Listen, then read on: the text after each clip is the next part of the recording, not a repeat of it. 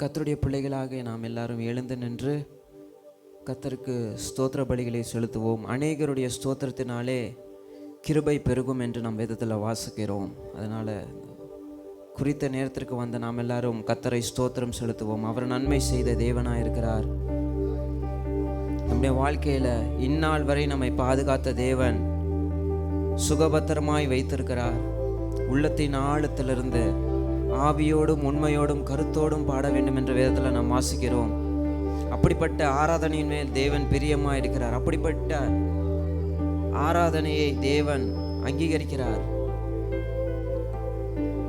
எத்தனையோ முறை உடைக்கப்பட்டிருந்தாலும் தேவன் நம்மை உருவாக்கி இருக்கிறார். அவருடைய கிருபை தான் இன்றும் நம்மை தாங்கி கொண்டிருக்கிறது.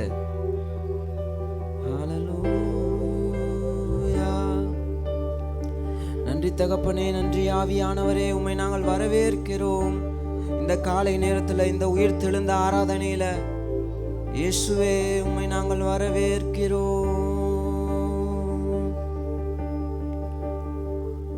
உடைக்கப்பட்ட நேரத்திலெல்லாம் என்னை உருவாக்கின கிருபை இது. உடைக்கப்பட்ட நேரத்தில என்னை உருவாக்கின கிருபை இது. ஓ கிருபையே, கிருபையே, மாறாத நல்ல கிருபையே, கிருபையே, கிருபையே, மாறாத நல்ல கிருபையே. உங்க கிருபைதான் என்னை தாங்குகின்றது. உங்க கிருபைதான் என்னை நடத்துகின்றது. உங்க கிருபைதான் என்னை தாங்குகின்றது. உங்க கிருபைதான் என்னை நடத்துகின்றது. சோர்ந்து போன நேரத்திலெல்லாம் என்னை சூழ்ந்து கொண்ட கிருபை இது.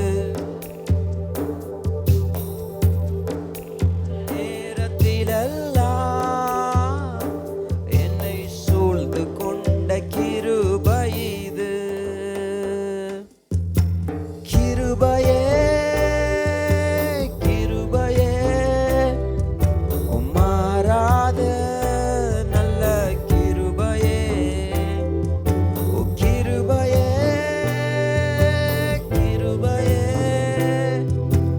மாறாத நல்ல கிருபையே. ஒன்றுமில்லா நேரத்திலெல்லாம் எனக்கு உதவி செய்த, ஒன்றுமில்லா நேரத்திலெல்லாம், ஒன்றுமில்லா எனக்கு உதவி செய்த கிருபை இது. கிருபையே, ஓ கிருபையே, மாறாத நல்ல கிருபையே. ஆமென்.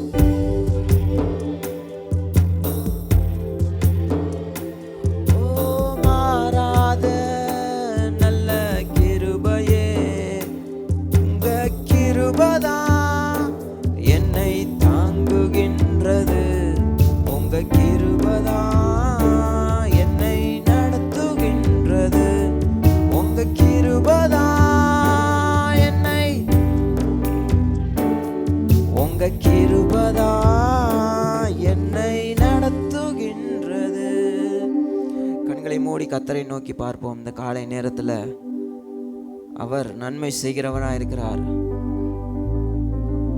இம்மட்டும் நம்மை சுகபத்திரமாய் காத்து இந்த உயிர் தந்த ஆராதனையில பங்கு பெற தேவன் ஒரு பெரிய ஸ்லாக்கியத்தை தேவனுக்கு நம்ம கொடுத்திருக்கிறார். அவர் ஜீவனுள்ள தேவன். அவரை ஆராதிக்கிறது ஒரு பெரிய பாக்கியமா இருக்கிறது.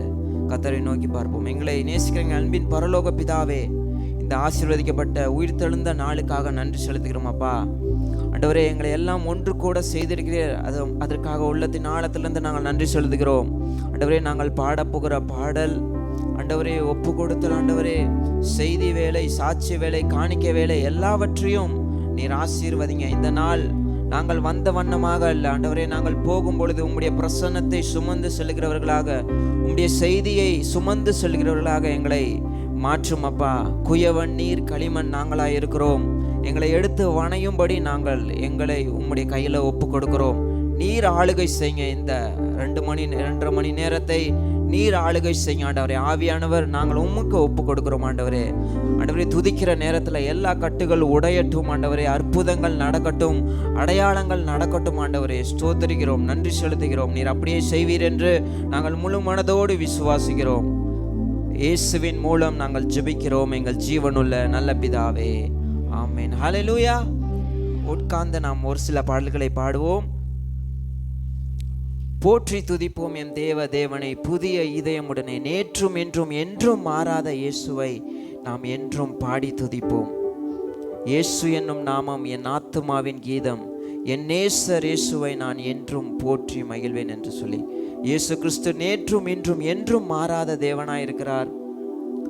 என் ஆத்துமாவே கர்த்தரை ஸ்தோத்திரி என்று சங்கீதக்காரன் சொல்வது போல, இயேசு என்னும் நாமத்தை நம்முடைய ஆத்துமா கீதமாக பாடட்டும்.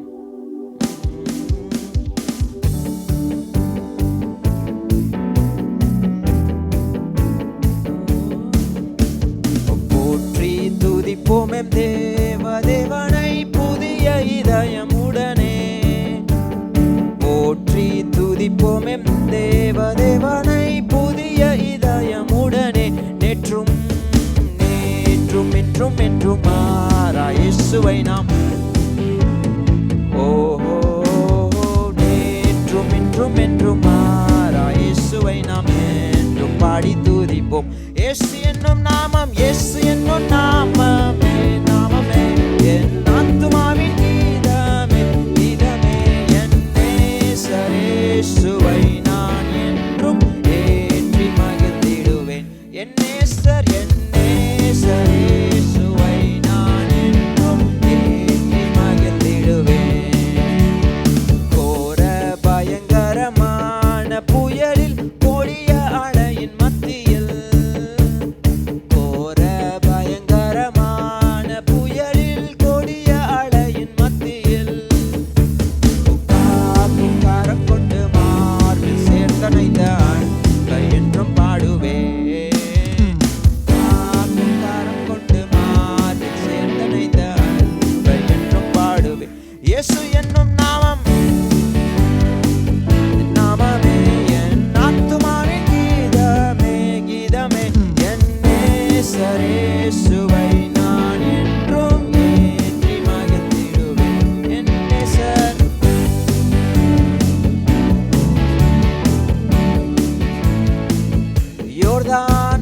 யோர்தான் நதி போன்ற சோதனையிலும் சோர்ந்தமிழ்ந்து மாளாதே. யோர்தான் நதி போன்ற சோதனையிலும் சோர்ந்தமிழ்ந்து மாளாதே. ஆர்ப்பின் ஜெயதோனியோடே பாதுகாத்த அன்பை என்றும் பாடுவேன்.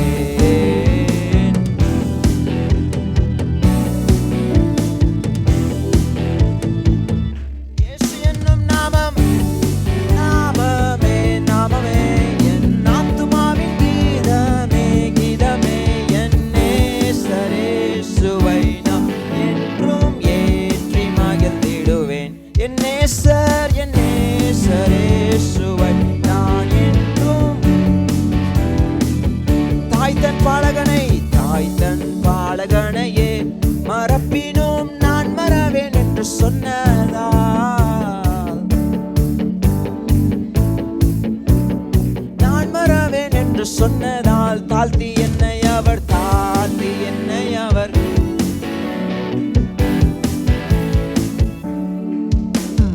தாழ்த்தி என்னை அவர் கையில் தந்து ஜீவ பாதை என்றும் ஓடுவேன். இயேசு என்னும் நாமம், இயேசு என்னும் நாமமே, நாமமே என் ஆத்துமாவின் கீதமே, கீதமே என் நேசர் இயேசுவை நான், என் நேசர் இயேசுவை நான் என்றும். ஓ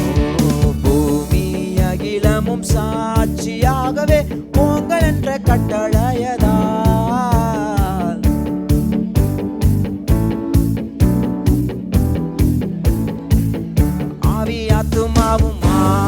ஆத்துமாவும் தேகம் யாவும் இன்று ஈந்து தொண்டு செய்கோவே.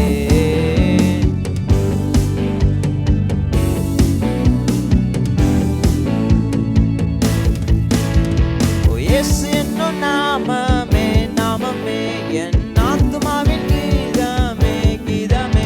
என் நேசரேசுவை நான் என்றும் போற்றி மகிழ்ந்திடுவேன். என் நேசர் வை நான் என்றும் போற்றி மகிழ்ந்திடுவேன். இயேசு என்னும் நாமம், இயேசு என்னும் நாமமே நாமமே என்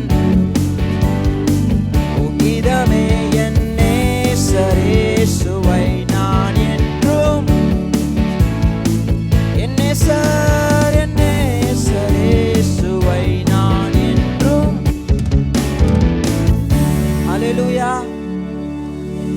இதோ உலகத்தின் முடிவு பரியந்தம் சகல நாட்களிலும் நான் உங்களோடு இருக்கிறேன் என்று சொன்ன தேவனை நாம் ஆராதிக்கிறோம். இன்னொரு பாடலை கூட நாம் பாடலாம். புயலின் மத்தியில் நீர் நின்றிடு என்றீரே, நீரே என் சத்துவம் என் நம்பிக்கை ஆனீரே. இயேசுவும் அவருடைய சீஷர்களும் படகில செல்லும் பொழுது புயல் வந்தது, காற்று அடித்தது. ஆனால் அவர்கள் தங்க கூட யார் இருக்கார் என்பதை அவர்கள் பார்க்க மறந்ததுனால அவர்களுடைய வாழ்க்கையில பயம் வந்ததை பார்க்கிறோம். புயலின் மத்தியில் நீர் நின்றிடு என்றீரே, நீரே என் சத்துவம் என் நம்பிக்கை ஆனீரே. கடந்த நாட்களில் என்னுடன் இருந்தீர், இன்றும் என் கூட இருக்கிறீர், வரும் காலங்களிலும் நீர் என்னோடு கூட இருப்பீர் என்று சொல்லி இந்த பாடலை பாடி ஆண்டவருடைய நாமத்தை நாம் மகிமைப்படுத்துவோம்.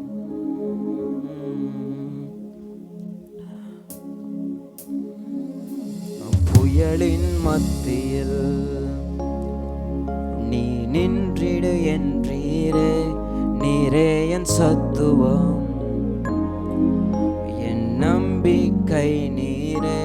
புயலின் மத்தியில் நீ நின்றிடு என்றீரே, நீரே என் சத்துவம் என் நம்பிக்கை நீரே. கடந்த நாட்களில் என்னுடனே இருந்தீர், இன்றும் என் அருகில் என் கூடவே வந்தீர். கடந்த நாட்களில் என்னுடனே இருந்தீர், இன்றும் என் அருகில் என் கூடவே வந்தீர். வரும் காலங்களிலும் நீரேருப்பீர். எழும்பி வரும் புயல்களிலே ஓ நீரே எந்தன் கண்மலை. பொங்கி வரும் அலைகள் மேலே உம் பாதத்தின் சுவடுகளே. சொல்லுவோமா? எழும்பி வரும், ஓ எழும்பி வரும் புயல்களிலே நீரே எந்தன் கண்மலை. பொங்கி வரும் அலைகள் மேலே உம் பாதத்தின் சுவடுகளே.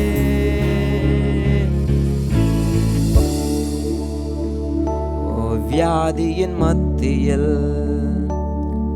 நீ எழும்பு என்றீரே, யெகோவா ராஃபா என் சுகம் நீரானீரே. வியாதியின் மத்தியில் நீ எழும்பு என்றீரே, யெகோவா ராஃபா என் சுகம் நீரானீரே. கடந்த நாட்களில் என்னுடனே இருந்தீர், இன்றும் என் அருகில் கூடவே வந்தீர். கடந்த நாட்களில் என்னுடனே இருந்தீர், இன்றும் என் அருகில் என் கூடவே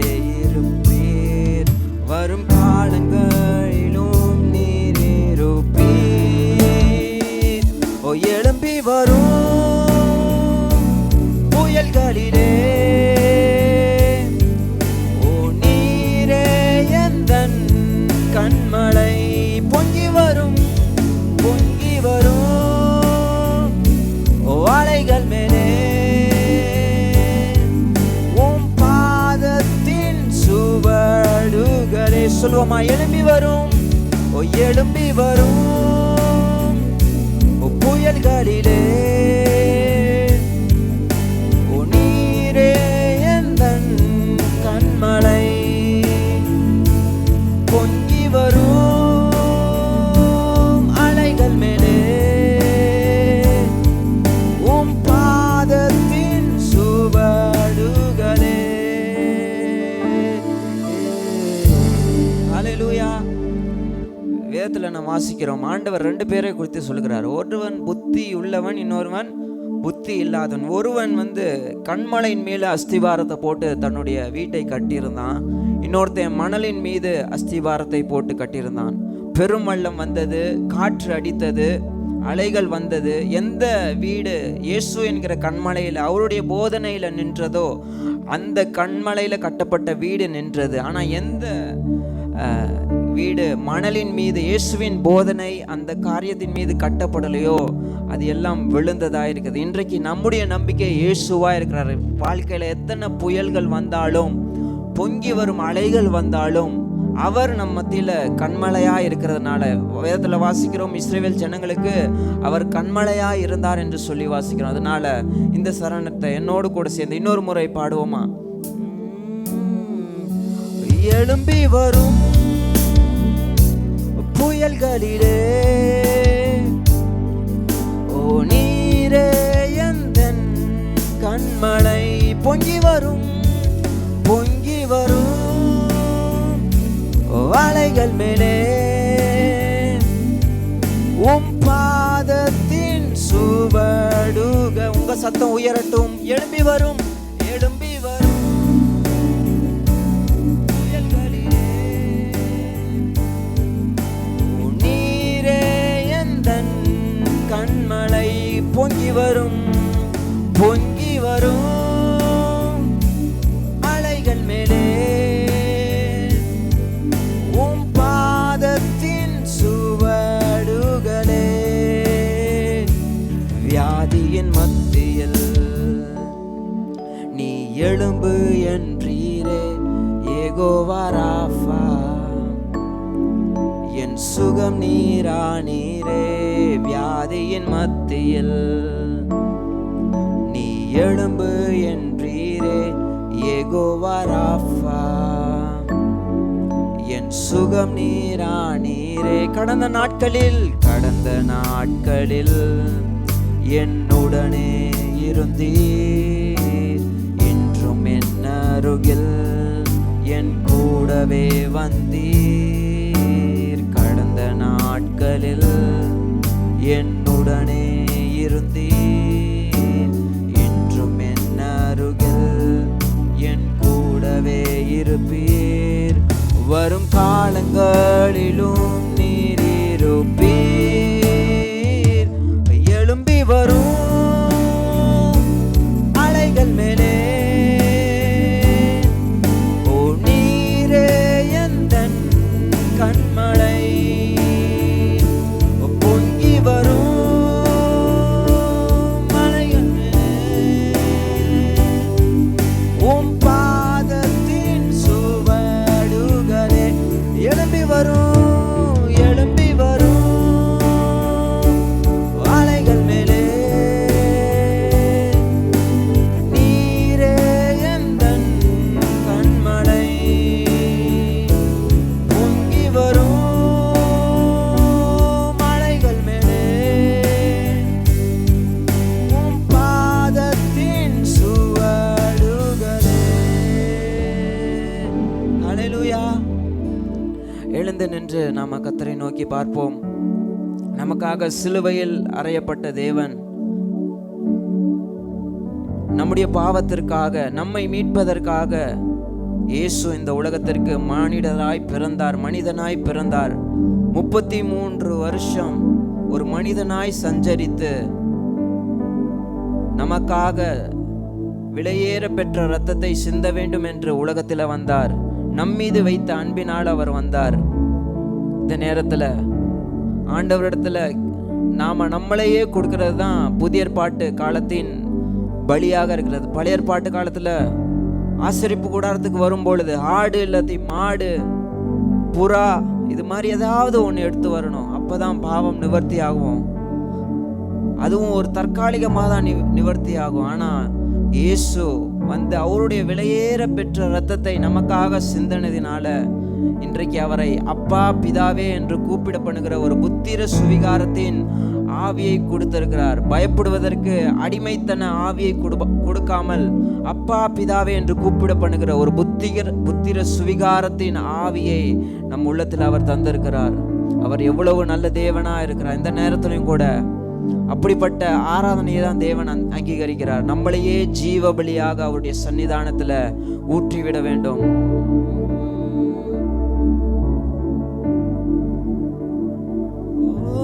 கல்வாரியின் அன்பினையே கண்டு விரை தோடி வந்தேன். கல்வாரியின் அன்பினையே கண்டு விரை தோடி வந்தேன். கழுவும்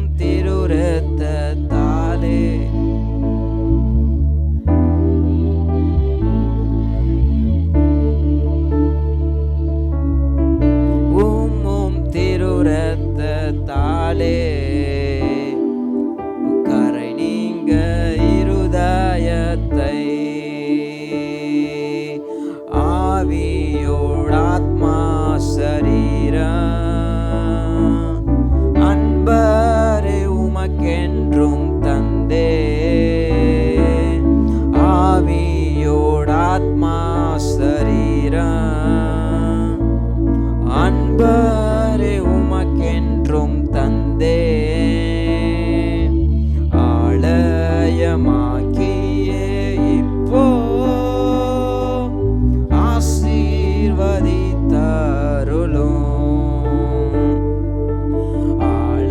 ஆலயமாக்கியே இப்போ ஆசீர்வதித்தருளும்.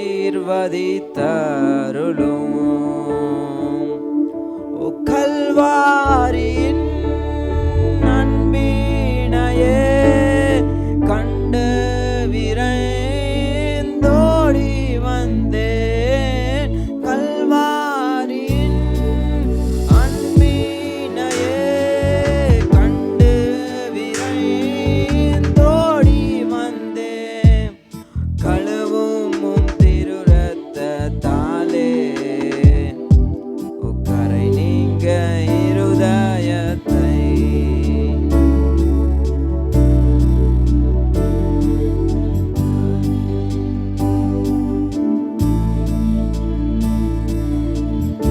பலிபீடத்தில் என்னை பரனே, பலிபீடத்தில் என்னை பரனே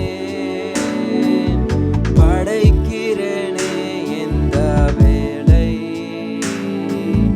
பலிபீடத்தில் என்னை பரனே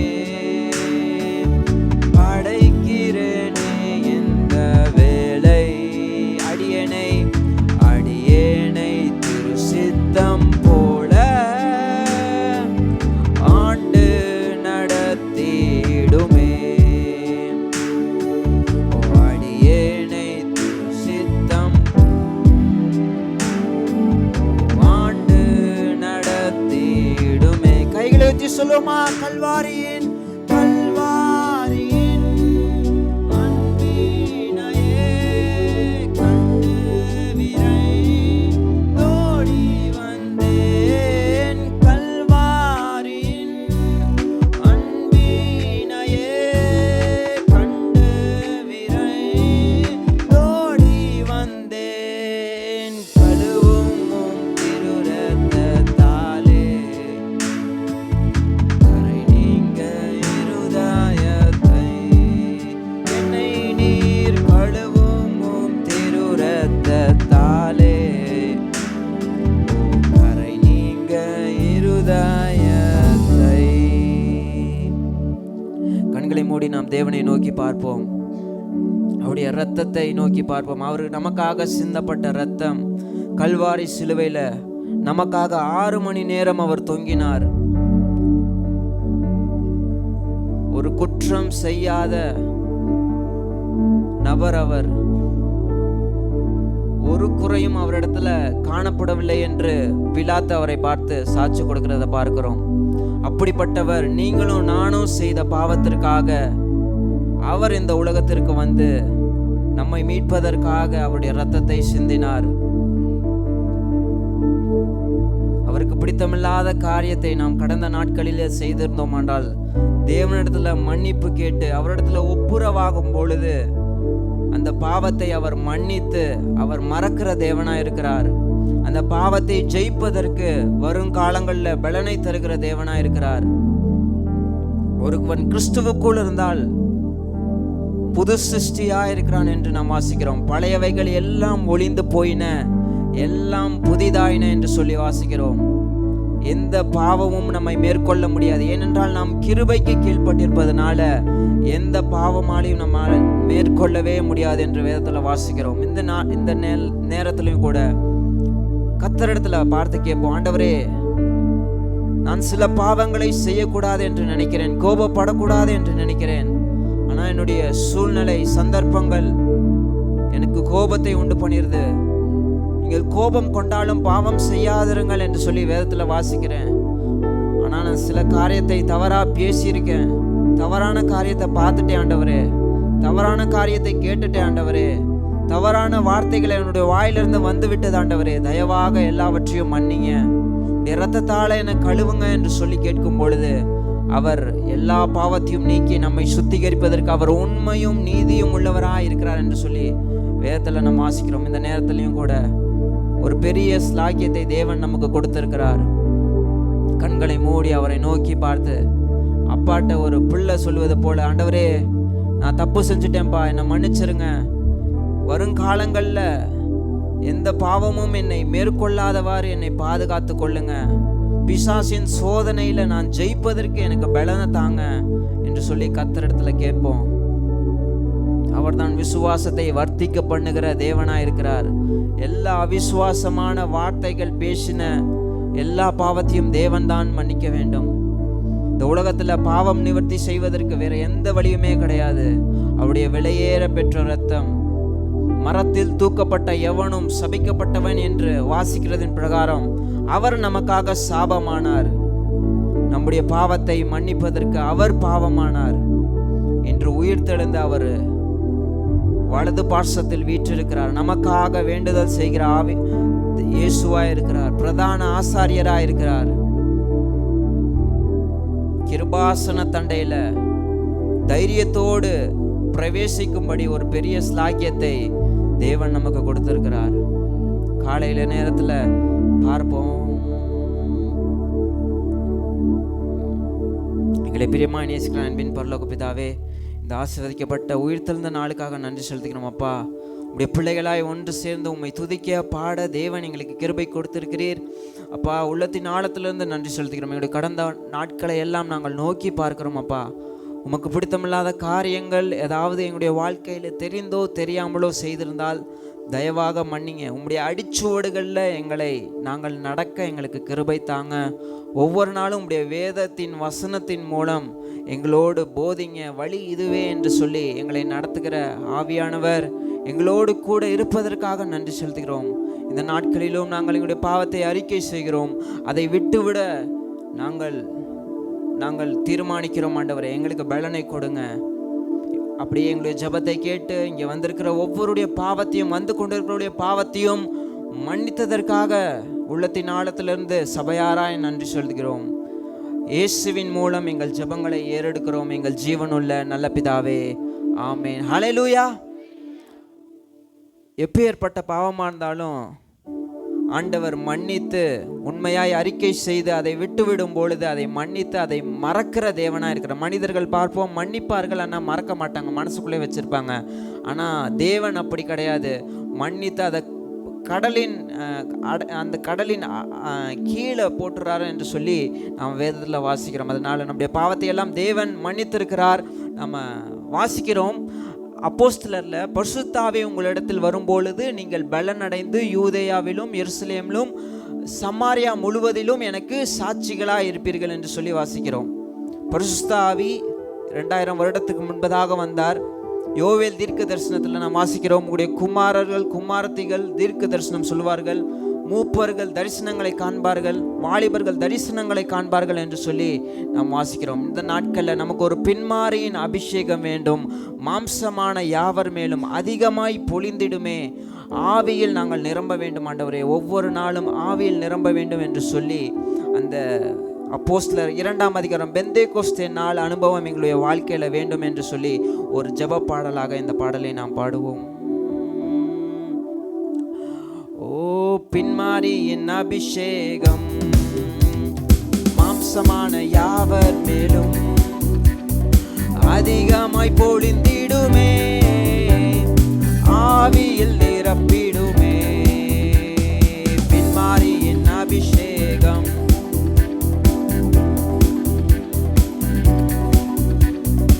அதிகமாய் பொழிந்திடுமே, ஆவியில் நிரப்பிடுமே.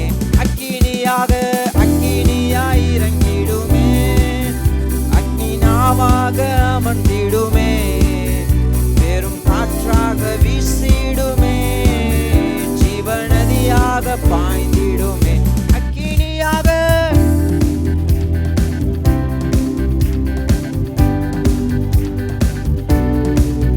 பெரும் காற்றாக வீசிடுமே, ஜீவநதியாக பாய்ந்திடுமே. எலும்பு பள்ளத்தாக்கிலே ஒரு சேனையை நான் பார்க்கிறேன், அதிகாரம் தந்திடுமே, தீர்க்க தரிசனம் உரைத்திடவே.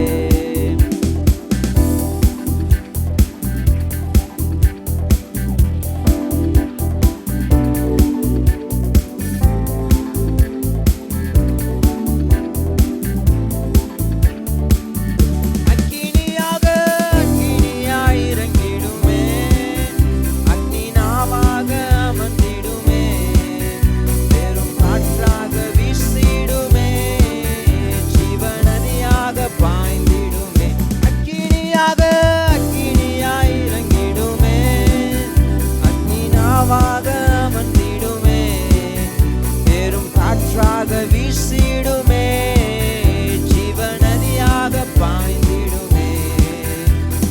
கர்மேல் ஜெப வேளையில் ஒரு கையளவு மேகம் காண்கிறேன், ஆகாப்பு நடுங்கிடவே அக்னி மழையாக பொழிந்திடுமே.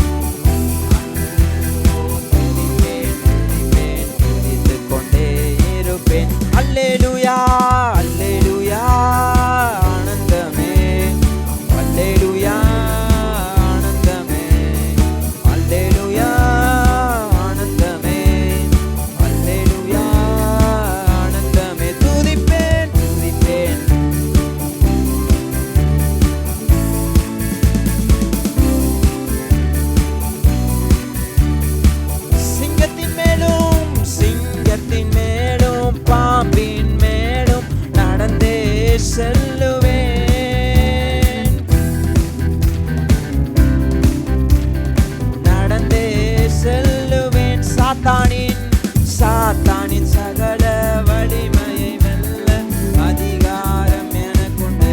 சாத்தானின் சகல வலிமையை வெல்ல அதிகாரம் எனக்குண்டு. அல்லேலூயா, ஓ ஆனந்தமே, அல்லேலூயா ஆனந்தமே, அல்லேலூயா ஆனந்தமே, அல்லேலூயா ஆனந்தமே. துதிப்பேன்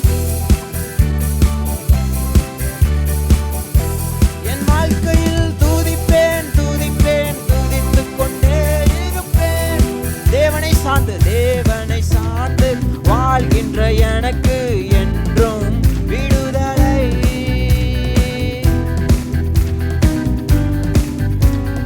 என்றும் விடுதலை.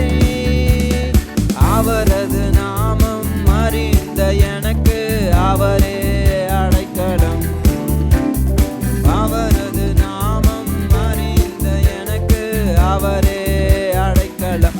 அல்லேலூயா, ஓ ஆனந்தமே, அல்லேலூயா ஆனந்தமே, அல்லேலூயா ஆனந்தமே, அல்லேலூயா ஆனந்தமே. துதிப்பேன் துதிப்பேன் துதிப்பேன் துதித்துக் கொண்டே இருப்பேன்.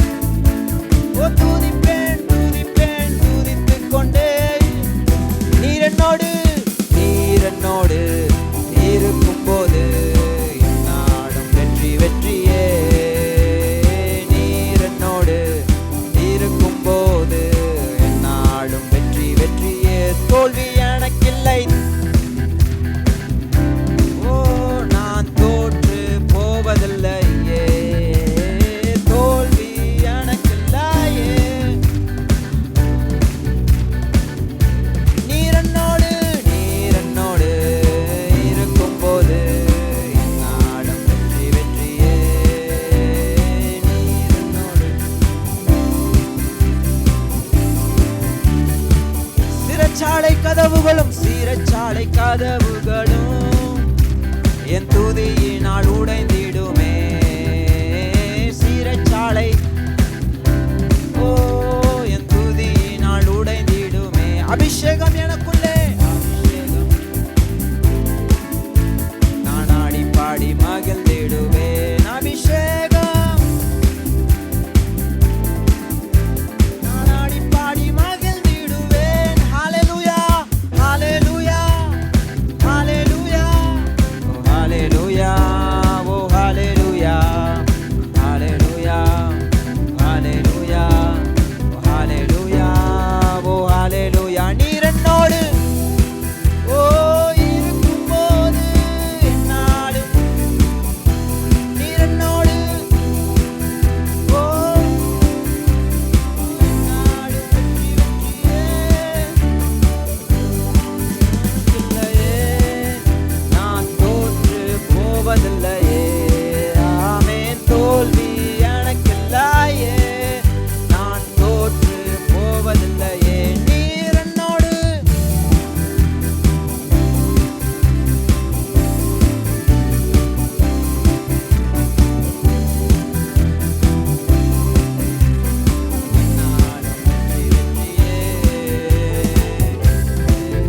வல்லமை உண்டு உண்டு அற்புத வல்லமை இயேசுவின் இரத்தத்தால். வல்லமை உண்டு உண்டு அற்புத வல்லமை இயேசு கிறிஸ்துவின் இரத்தத்தினால். வல்லமை உண்டு உண்டு அற்புத வல்லமை இயேசுவின் இரத்தத்தால். வல்லமை உண்டு உண்டு அற்புத வல்லமை இயேசு கிறிஸ்துவின் இரத்தத்தினால். பொழிந்திடும் வல்லமை உன்னதத்தின் வல்லமை, ஆவியின் வல்லமை, அக்னியின் வல்லமை. பொழிந்திடும் வல்லமை உன்னதத்தின் வல்லமை. ஓ மாம்சமான யாவர் மேலும் ஆவியை ஊற்றுவேன் என்றீர். மாம்சமான யாவர் மேலும் ஆவியை ஊற்றுவேன் என்றீர். முப்பர் வாலிபர் யாவரும் தீர்க்க தரிசனம் சொல்வாரே. முப்பர் வாலிபர் யாவரும்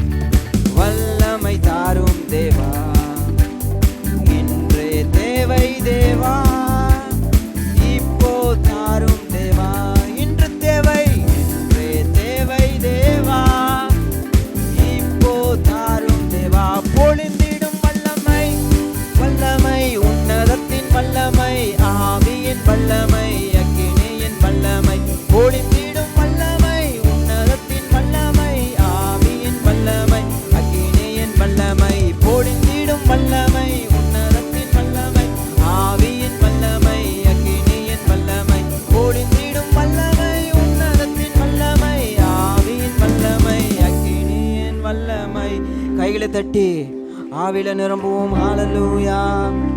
பொழிந்திடும் வல்லமை, உன்னதத்தின் வல்லமை இந்த நாளில எங்கள் மீது கடந்து வரட்டும் அப்பா.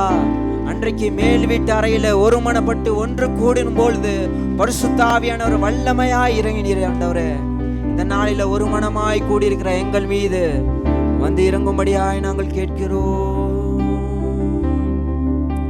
உயிரோடு எழுந்த தெய்வமே, உம்மை நாங்கள் ஆராதனை செய்கிறோம். பரிசுத்தரே, எங்களை படைத்த தெய்வமே, உம்மை நாங்கள் ஆராதிக்கிறோம். முழு உள்ளத்தோடு உம்மை நாங்கள் ஆராதிக்கிறோம்.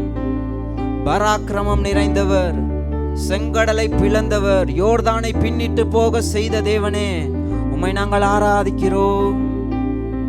கோலியாத் போல எத்தனை பிரச்சனைகள் எங்களுடைய வாழ்க்கையில வந்தாலும் நீர் எங்கள் பட்சத்தில் இருக்கும் பொழுது இஸ்ரவேலின் ஜெயபலமானவர், எங்களுக்கு ஜெயத்தை கொடுக்க வல்லவராய் இருக்கிறீர் என்று நாங்கள் நிச்சயமாய் சொல்லுவோம் ஆண்டவரே.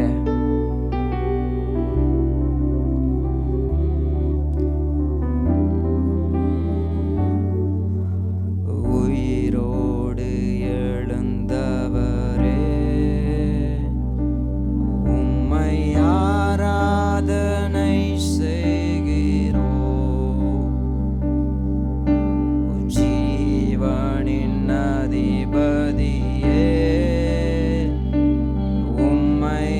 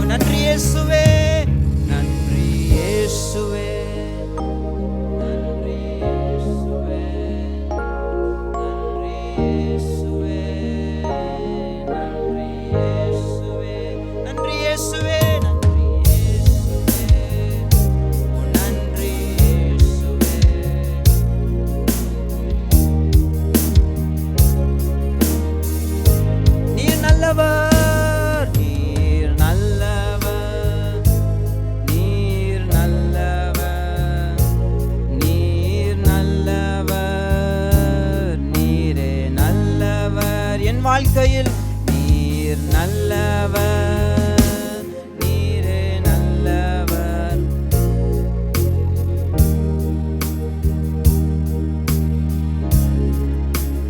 ஓ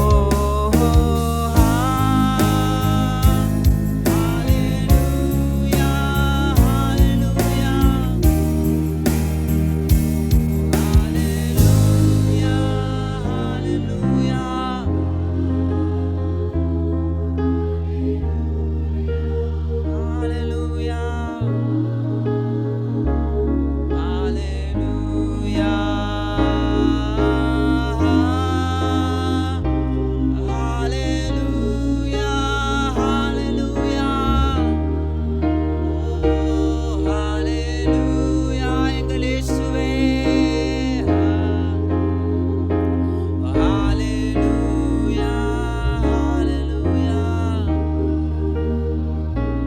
ஹalleluya.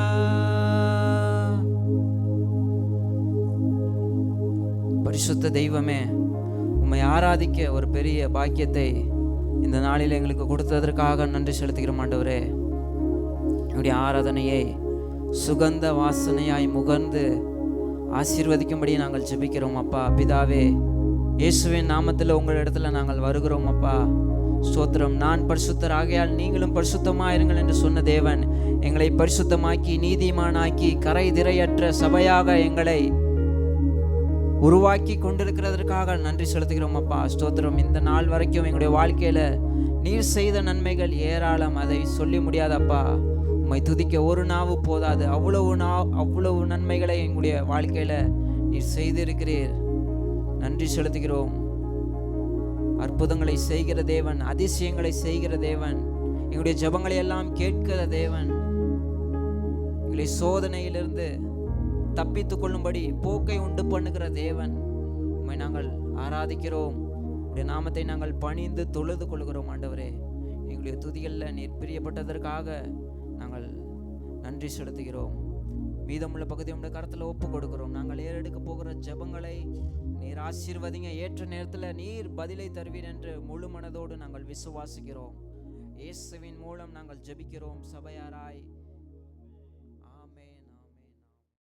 அவைகளை சூழ்ந்த பட்டணத்தார்களும் அவர்களைப் போல் விபச்சாரம் பண்ணி அந்நிய மாம்சத்தை தொடர்ந்து நித்திய அக்கினியின் ஆக்கினையை அடைந்து திஷ்டாந்தமாக வைக்கப்பட்டிருக்கிறார்கள். அப்படி போலவே சொப்பனக்காரராகிய இவர்களும் மாம்சத்தை அசுசிப்படுத்தி கொண்டு கர்த்தத்துவத்தை அசட்ட பண்ணி மகத்துவங்களை தூஷிக்கிறார்கள். பிரதான தூதனாகிய மிகாவேல் மோசேயினுடைய சரீரத்தை குறித்து பிசாசுனுடைய தர்க்கித்து பேசின போது அவனை தூஷணமாய் குற்றப்படுத்த துணியாமல் கர்த்தர் உன்னை கடிந்து கொள்வாராக என்று சொன்னான். இவர்கள் தங்களுக்கு தெரியாதவைகளை தூஷிக்கிறார்கள். புத்தி இல்லாத மிருகங்களைப் போல சுபாவப்படி தங்களுக்கு தெரிந்திருக்கிறவர்களாலே தங்களை கெடுத்து கொள்கிறார்கள். இவர்களுக்கு ஐயோ, இவர்கள் காயினுடைய வழியில் நடந்து பிளேயாம் கூலிக்காக செய்த வஞ்சகத்திலே விரைந்தோடி கோரா எதிர்த்து பேசின பாவத்துக்குள்ளாகி கெட்டு போனார்கள். இவர்கள் உங்கள் அன்பின் விருந்துகளிலே கரைகளாயிருந்து பயமின்றி கூட விருந்துண்டு தங்களை தாங்களே மேய்த்து கொள்ளுகிறார்கள். இவர்கள் காற்றுகளால் அடியுண்டோடுகிற தண்ணீரற்ற மேகங்களும் இலை உதிர்ந்து கனியற்று 2 தரம் செத்து வேறற்று போன மரங்களும் தங்கள் அவமானங்களை நுரை தள்ளுகிற அமளியான கடல் அலைகளும் மார்க்கம் தப்பி அலைகிற நட்சத்திரங்களுமாய் இருக்கிறார்கள். இவர்களுக்காக என்றென்றைக்கும் காரிலே வைக்கப்பட்டிருக்கிறது. சத்தமா ஆமென், ஆமென். இப்போ வாசித்த வசனத்திலிருந்து ஆண்டவர் நிச்சயம் நம்மோடு பேசுவார். சின்ன பிள்ளைங்க அமைதியாக அவங்க சண்டே கிளாஸ் போங்க. கிளாஸ் அன்னைக்கு அவங்களுக்கு எடுப்பாங்க சண்டே கிளாஸ்.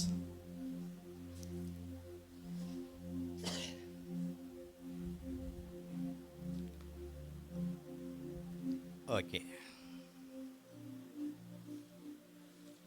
கர்த்தருடைய பரிசுத்த நாமத்திற்கு மகிமை உண்டாவதாக. இன்றைக்கி செய்தியினுடைய தலைப்பு குறிப்பிடுகிற நல்ல பழக்கம் இருந்துச்சுன்னா நீங்கள் டைரி நோட்டில் எழுதி வச்சுக்கலாம். கள்ள போதகர் கள்ள தீர்க்க தரிசிகளுடைய அடையாளம். அதை தான் இப்போ படித்தோம் யூதா புத்தகத்தில். 2 வார்த்தை நீங்கள் எழுதணும். குறிப்பெடுக்கிறவங்க இருதயத்தில் பதிக்கிறவங்களும் மனசில் பதிக்கணும்.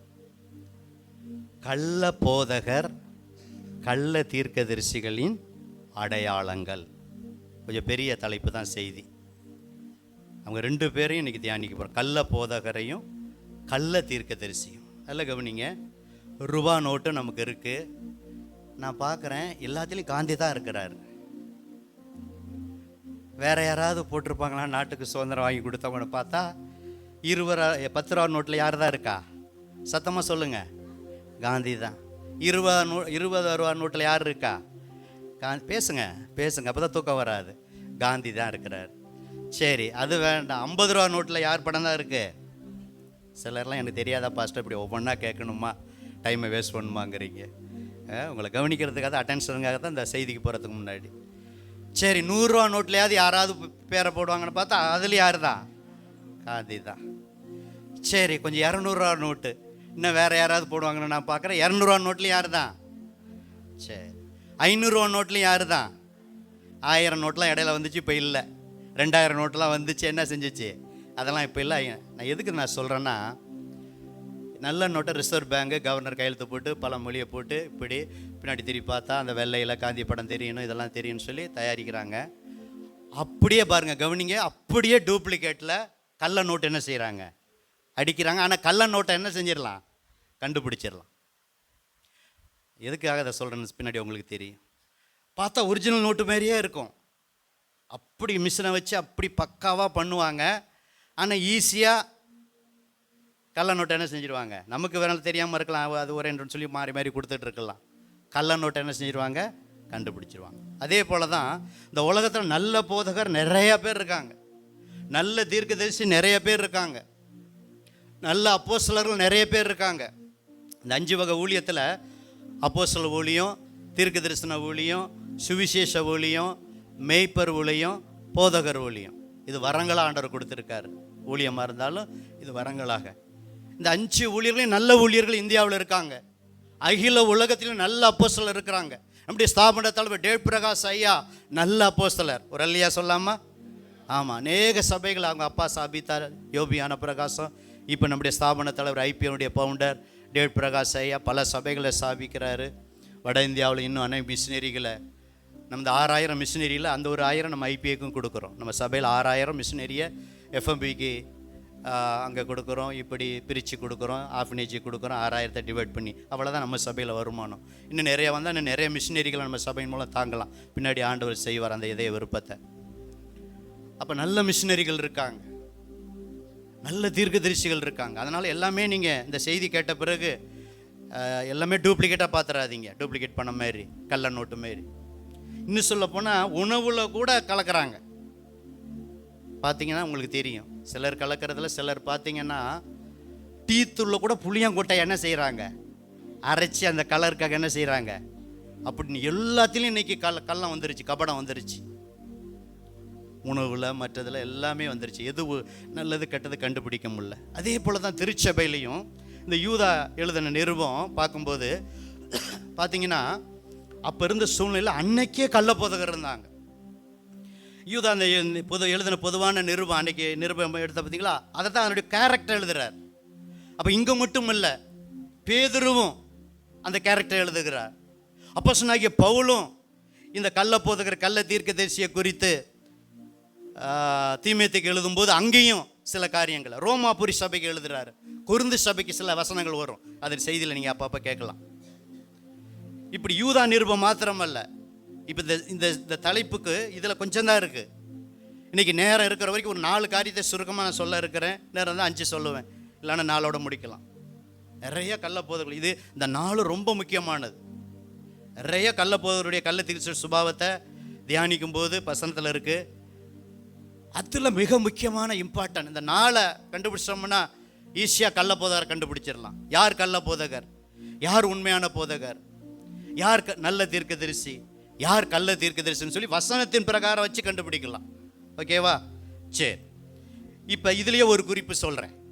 யூதா நிருபத்தில் முதல் குறிப்பு, ஒரு கள்ள போதகர் கள்ள தீர்க்கதரிசியை கண்டுபிடிக்கிறதுக்கு அடையாளம் 4வது வசனம் அடையாளம்.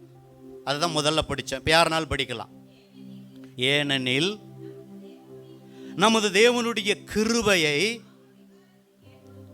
காம விகாரத்துக்கு ஏதுவாக கிருபையை, நல்ல கிருபை தான். ஏற்கனவே 5 கிருபையை தியானித்தோம். நம்ம கிருபையை புரட்டுறது ஒரு செய்தியை தியானித்தோம். அப்போ கிருபையை வசனத்தை வச்சே காம விகாரத்துக்கு எதுவாக அவங்க புரட்டி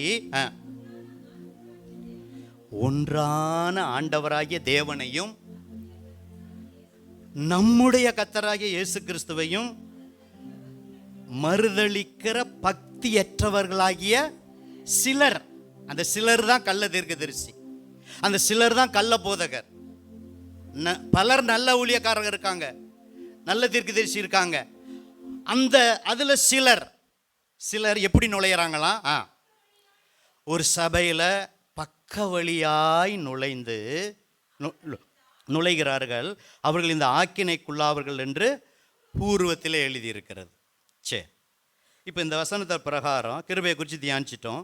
அடுத்து ஒன்றான ஆண்டவராகிய தேவனையும் நம்முடைய கர்த்தராகிய இயேசு கிறிஸ்துவையும் மறுதலிப்பாங்க. இதாங்க கள்ள தீர்க்கதரிசியை கள்ள போதரை கண்டுபிடிக்க முதல் குறிப்பு. பாருங்க, ஆதியில் வார்த்தை இருந்தது, அந்த வார்த்தை தேவனிடத்திலிருந்து, அந்த வார்த்தை தேவன் இருந்தது. ஒரே தேவன் தான்.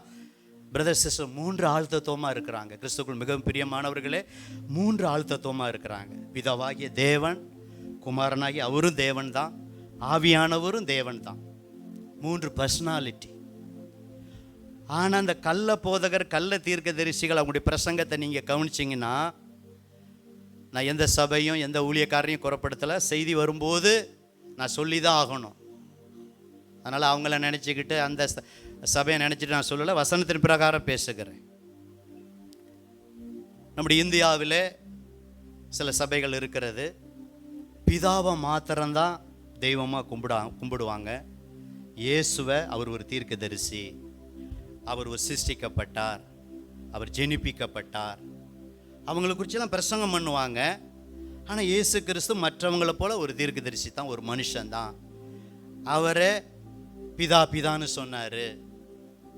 என்ன நல்லவன்னு சொல்லாதீங்க, பிதா ஒருவரை தவிர நல்லவன் இல்லை. இப்படி சில வசனங்களை வச்சு யெகோவா தான் தெய்வம், பிதா தான் தெய்வம்னு சொல்லி இயேசுவை மறுதலிக்கிற ஒரு சபை பிரிவினர் நம்முடைய இந்தியாவில் இருக்கிறார்கள். இப்படிப்பட்டவர்கள் எங்கே வருவாங்கன்னா, உங்கள் வீட்டுக்கு வசனம் யார் வீட்டில் இருக்கு, புது ஜனங்கள்லாம் பார்க்க மாட்டாங்க, பைபிளை தான் எடுத்துகிட்டு வருவாங்க. எடுத்துகிட்டு வந்து உங்களுக்கு இயேசுவை பற்றி நல்லா போதிக்க மாதிரி போதிச்சு கடைசியில் யெகோவா தான் தெய்வம், இயேசு கிறிஸ்து தெய்வம் அல்லன்னு அவங்க முடிப்பாங்க. இப்படிப்பட்டவர்களை உங்கள் வீட்டுகளில் ஏற்றாதிருங்க. அப்படி யாராவது வந்தால் ஒரு ஃபோன் பண்ணுங்க, எங்கள் பாஸ்டர் வருவார், நீங்கள் இருங்க பிரதர் அப்படின்னு நீங்கள் வேணால் செஞ்சு பாருங்கள். நீங்கள் செய்யாமல் நிறைய பாஸ்டர் அனுமதிக்கிறதுனால தான் ஏன் அனுமதி இல்லாமல் நிறைய பாஸ்டருங்க உங்கள் வீட்டுக்கு வராங்க. அப்படி யாராவது இருந்தா, இந்த செய்திக்கு பிறகு யாராவது உங்கள் வீட்டில் இருந்தா, இந்த பாஸ்டராவது வந்தாருன்னா நீங்கள் இருங்க, நீங்கள் ஜெபம் பண்ணுங்க. எங்கள் பாஸ்டர் பக்கமாக தான் இருக்கார், ஒரு ஃபோன் பண்ணுறேன் வந்துடுவார்னு சொல்லி பாருங்கள். அவங்க வீட்டை விட்டு என்ன செஞ்சிருவாங்க? ஓடிடுவாங்க. இதுதான் கள்ள போதகர்களை துரத்துறதுக்கு ஒரு வழி, டிப்ஸ். இல்லைன்னா அதே பைபிளை வச்சு அப்படியே நீங்கள் கேட்க கேட்க உங்கள் பிரெயின் சால்வ் பண்ணி அப்படியே இது பண்ணிடுவாங்க. ஆமாம், இப்படி இருக்கா, இயேசு தெய்வம்னு நினச்சிட்டு இருந்தோமே, இப்போ பிதா தான் தெய்வங்கிறீங்களே, அதுக்குள்ள வசனத்தையே எடுப்பாங்க. சரி, இது ஒரு குரூப். அடுத்து நம்முடைய இந்தியாவில், தமிழ்நாட்டில் இன்னொரு குரூப்பு, ஒன்லி ஜீசஸ். இயேசு தான் எல்லாம், உண்மைதான், எல்லா நாமத்துக்கும் மேலான நாமம், இயேசுவை நம்ம கனப்படுத்துகிறோம். அவங்களுடைய உபதேசம் என்னன்னு சொன்னால், பிதாவை மறுதலிப்பாங்க. எல்லாம் பிதா தான் இயேசு, ஆவியானவர் தான் இயேசு, எல்லா நாமத்து ஒரே நாமம் இயேசு. அதுக்குள்ள ஒத்த வசனத்தையா சொல்லி என்ன செய்வாங்க? பேசுவாங்க. இப்படிப்பட்டவர்களையும் வாழ்த்து சொல்ல வீட்டுகளில் நீங்கள் ஏற்றாதிருங்க. அப்போ ஒரு குரூப்பு பிதாவை மறுதலிக்கிறாங்க, இன்னொரு குரூப்பு யாரை மறுதலிக்கிறாங்க? இயேசுவை மறுதலிக்கிறாங்க. இதுக்கு ஒரு ஒத்த வசனம் படித்தா தெரியும். இங்கே இல்லை, ஏன்னா 25 வசனத்தில் யூதா எவ்வளோ தான் எழுதுவார், சுருக்கமாக எழுதிட்டார். இப்போ ஒத்த வசனம் படித்தா தெரியும். அப்படி பக்கத்தில் 2 யோவான் இருக்குது. அப்படி முதல் பக்கம் திருப்பினீங்கன்னா பக்கத்தில் 2 யோவான், அதில் 7 படிங்களே. மாம்சத்தில் வந்த இயேசு கிறிஸ்துவை அறிக்கை பண்ணாத பாருங்க, ஒருத்தர் ரெண்டு பேர் இல்லை, அநேக வஞ்சகர்கள் உலகத்தில் தோன்றி இருக்கிறாங்க. அப்போவே தோன்றியிருந்தாங்க, யூதா காலத்திலேயே. இந்த யோவான் 2ஆம் நிருபம் எழுதும்போது, யோவான் காலத்திலேயே, பேதுரு நிருபம் எழுதும்போது அப்போவே கள்ள போதகர்கள், கள்ள தீர்ச்சல் இருந்தாங்க. அப்போ முதல் குறிப்புக்கு ஒத்த வசனம், மாம்சத்தில் வந்த இயேசு கிறிஸ்துவை யார் அறிக்கை பண்ணலையோ, அவர் தெய்வம், எனக்காக வந்தார், என் பாவத்தை மன்னித்தார், கல்வாரி சிலுவையில் உயிரை கொடுத்தார், இப்படி அறிக்கை பண்ணாத, விசுவாச அறிக்கை பண்ணாத அநேக வஞ்சகர்கள், அவர்களை குறித்து பைபிள் சொல்லுகிறது, வஞ்சகர்கள் உலகத்தில் தோன்றி இருக்கிறார்கள். வாசிங்க சார். இப்படிப்பட்டவனே, கவனிக்கிறீங்களா, வஞ்சகனும் அந்தி கிறிஸ்துமா இருக்கிறான். எழுத்து பிரகாரம் ஒரு அந்தி கிறிஸ்து வருவான், அது வேற அந்தி கிறிஸ்து. ஆனா இயேசுவை யாரு அறிக்கை பண்ணினையோ அவங்களாம் வஞ்சகர்கள். என் வேதம் அப்படிதான் சொல்லுகிறது. அவங்க தான் அந்தி கிறிஸ்துவா இருக்கிறாங்க, ஆன்டி கிறிஸ்து. கிறிஸ்துவுக்கு எதிரடையா இருக்கிறவங்க தான் ஆன்டி கிறிஸ்து. 666 முத்திரை, அந்த அந்தி கிறிஸ்து, அது ஒருத்த வருவான் எழுத்து பிரகாரம், அது வேற செய்தி, அந்த அந்தி கிறிஸ்து அல்ல. இப்படி மாம்சத்தில் வந்த இயேசு கிறிஸ்துவை அறிக்கை பண்ணாத அநேகர். இப்படிப்பட்டவங்க உங்க வீட்டுக்கு வந்தா 10-11 படிங்க. ஒருவன் உங்களிடத்தில் வந்து இயேசுவை பற்றி, பிதாவை பற்றி, ஆவியானவரை பற்றி இப்படி நல்ல உபதேசங்களை கொண்டு வராமல் கள்ள உபதேசத்தை கொண்டு வந்தா, இயேசு கிறிஸ்துவ மறுதலிக்கிற, இயேசு தெய்வம் இல்லைன்னு சொல்லி அறிக்கை பண்ணாம அப்படி ஒன் சைடா பிரசங்கம் பண்ணுகிற யாராவது உங்க வீட்டுக்கு வந்தா, அந்த உபதேசத்தை கொண்டு வந்தா உங்க வீட்டில் என்ன செய்யக்கூடாது?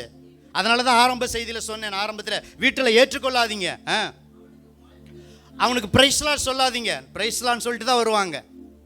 பிரைஸ்லா சிஸ்டர், பிரைஸ்லா பிரதர், அதில் தான் நம்ம மயங்கிடுறோம். அப்படிப்பட்டவங்களை என்ன செய்யாதீங்க, என்ன நல்ல மரியாதை கொடுங்க. அவன் மனிதர்கள் தான், என்னங்க பிரதர் வேணும், என்ன சிஸ்டர்னு, உங்களோட கொஞ்சம் நேரம் பேசணும்னு சொன்னால் பரவாயில்ல, ஒன்று சொல்லுங்கள், எங்கள் பாஸ்டர் அழைச்சிட்டு வரணுங்க, இல்லைன்னா இல்லை பிரதர் நாங்கள் ஒரு சபைக்கு போகிறோம் அப்படின்னு தெளிவாக சொல்லி நீங்கள் வேறு விட பாருங்கன்னு சொன்னால் அவங்க என்ன செஞ்சிருவாங்க, போயிடுவாங்க. இல்லை கொஞ்சம் நேரம் நீங்கள் உட்காந்து ஆரம்பித்து நீங்கள் பேச ஆரம்பிச்சிட்டிங்கன்னா அவ்வளோதான். நீங்கள் வாழ்த்து சொன்னால் 11 படிங்களே. அப்பேற்பட்டவர்களுக்கு, கள்ள உபதேசத்துக்கு, கள்ள தீர்க்க தரிசிகளுக்கு praise lord, praise lord brother, praise lord pastor அப்படின்னு சொல்லி, ஐயான்னு சொல்லி வாழ்த்தில் நீங்கள் சொன்னீங்கன்னா அவங்க யாரு? நற்கிரியல்ல, துர்க்கிரியை செய்கிறவங்க. அப்போ துர்க்கிரியர்களுக்கு நீங்களும் நானும் பங்கா இருக்கிறோம். அவங்கள அனுப்பி விட்டோம்னா அந்த பங்கு கிடையாது. புரியுதுங்களா? சரி, இப்பெல்லாம் வீட்டுக்கு வர்றதில்ல. இப்பெல்லாம் எப்படி வராரு சொல்லுங்க, பேசுங்க. யூடியூப் மூலம் வருவார். அப்போவும் கமெண்ட் கொடுக்காதீங்க, பிரைஸ்லாம் சொல்லாதீங்க, வாழ்த்து என்ன செய்யாதீங்க, சொல்லாதீங்க. பேசும்போதே கர்த்தருடைய பிள்ளைகள் கவனிக்கணும். பிதாவை உயர்த்துறாங்களா, இயேசுவை உயர்த்துறாங்களா, ஆவியானவரை உயர்த்துறாங்களா? நல்ல பிரசங்கத்தை பேசிட்டு இருக்கிறமே ஒரு டக்குன்னு மாறிடுவாங்க. அப்போ இதில் தான் நம்ம ஏமாந்து போயிடுறோம். சூப்பராக பிரசங்கம் பண்ணுறாங்க, பாயிண்ட் பாயிண்ட்டாக பண்ணுறாங்க. அப்படி தான் நம்ம இதே பாருங்கள். 1 யோவான் எடுங்க, முன்னாடி எடுங்க. 1 யோவான். இன்னொருத்தர் 1 யோவான் 4, 1, 2, 3 படிங்க. அங்கேயும் போட்டிருக்கு பாருங்க. இந்த முதல் குறிப்புக்கு தான் ஒத்த வசனம் இதெல்லாம். சிக்கர் பிரியமானவர்களே, உலகத்தில் அப்போ இன்னைக்கு கள்ள போதர், கள்ள தீர்க்க, இது 2 மாறி மாறி செய்தியில் வரும். பிரியமானவர்களே, உலகத்தில் ஒரு கள்ள தீர்க்க தரிசி அல்ல, அநேக கள்ள தீர்க்க தரிசிகள் தோன்றி இருப்பதினால் நீங்கள் கிரேஸ் ஐபிஎஸ் சபையாரை எல்லா ஆவிகளையும் நம்பாதீங்க. நம்பாம வாசிங்க சார். அந்த ஆவிகள் தேவனால் உண்டானவைகளோ என்று சோதிங்க, டெஸ்ட் பண்ணுங்க. ஒரு பொருளை வாங்கும்போது டெஸ்ட் பண்ணுறோம், வாங்குகிறோம் தரமானதை.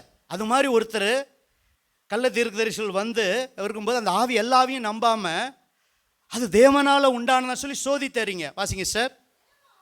தேவ ஆவியை இன்னும் விளக்கம் கொடுக்கிறார். நீங்கள் எதனால் அறியலாம் என்றால், பார்த்தீங்களா, மாம்சத்தில் வந்த இயேசு கிறிஸ்துவை அறிக்கை பண்ணுகிற எந்த ஆவியும் அது கரெக்ட்.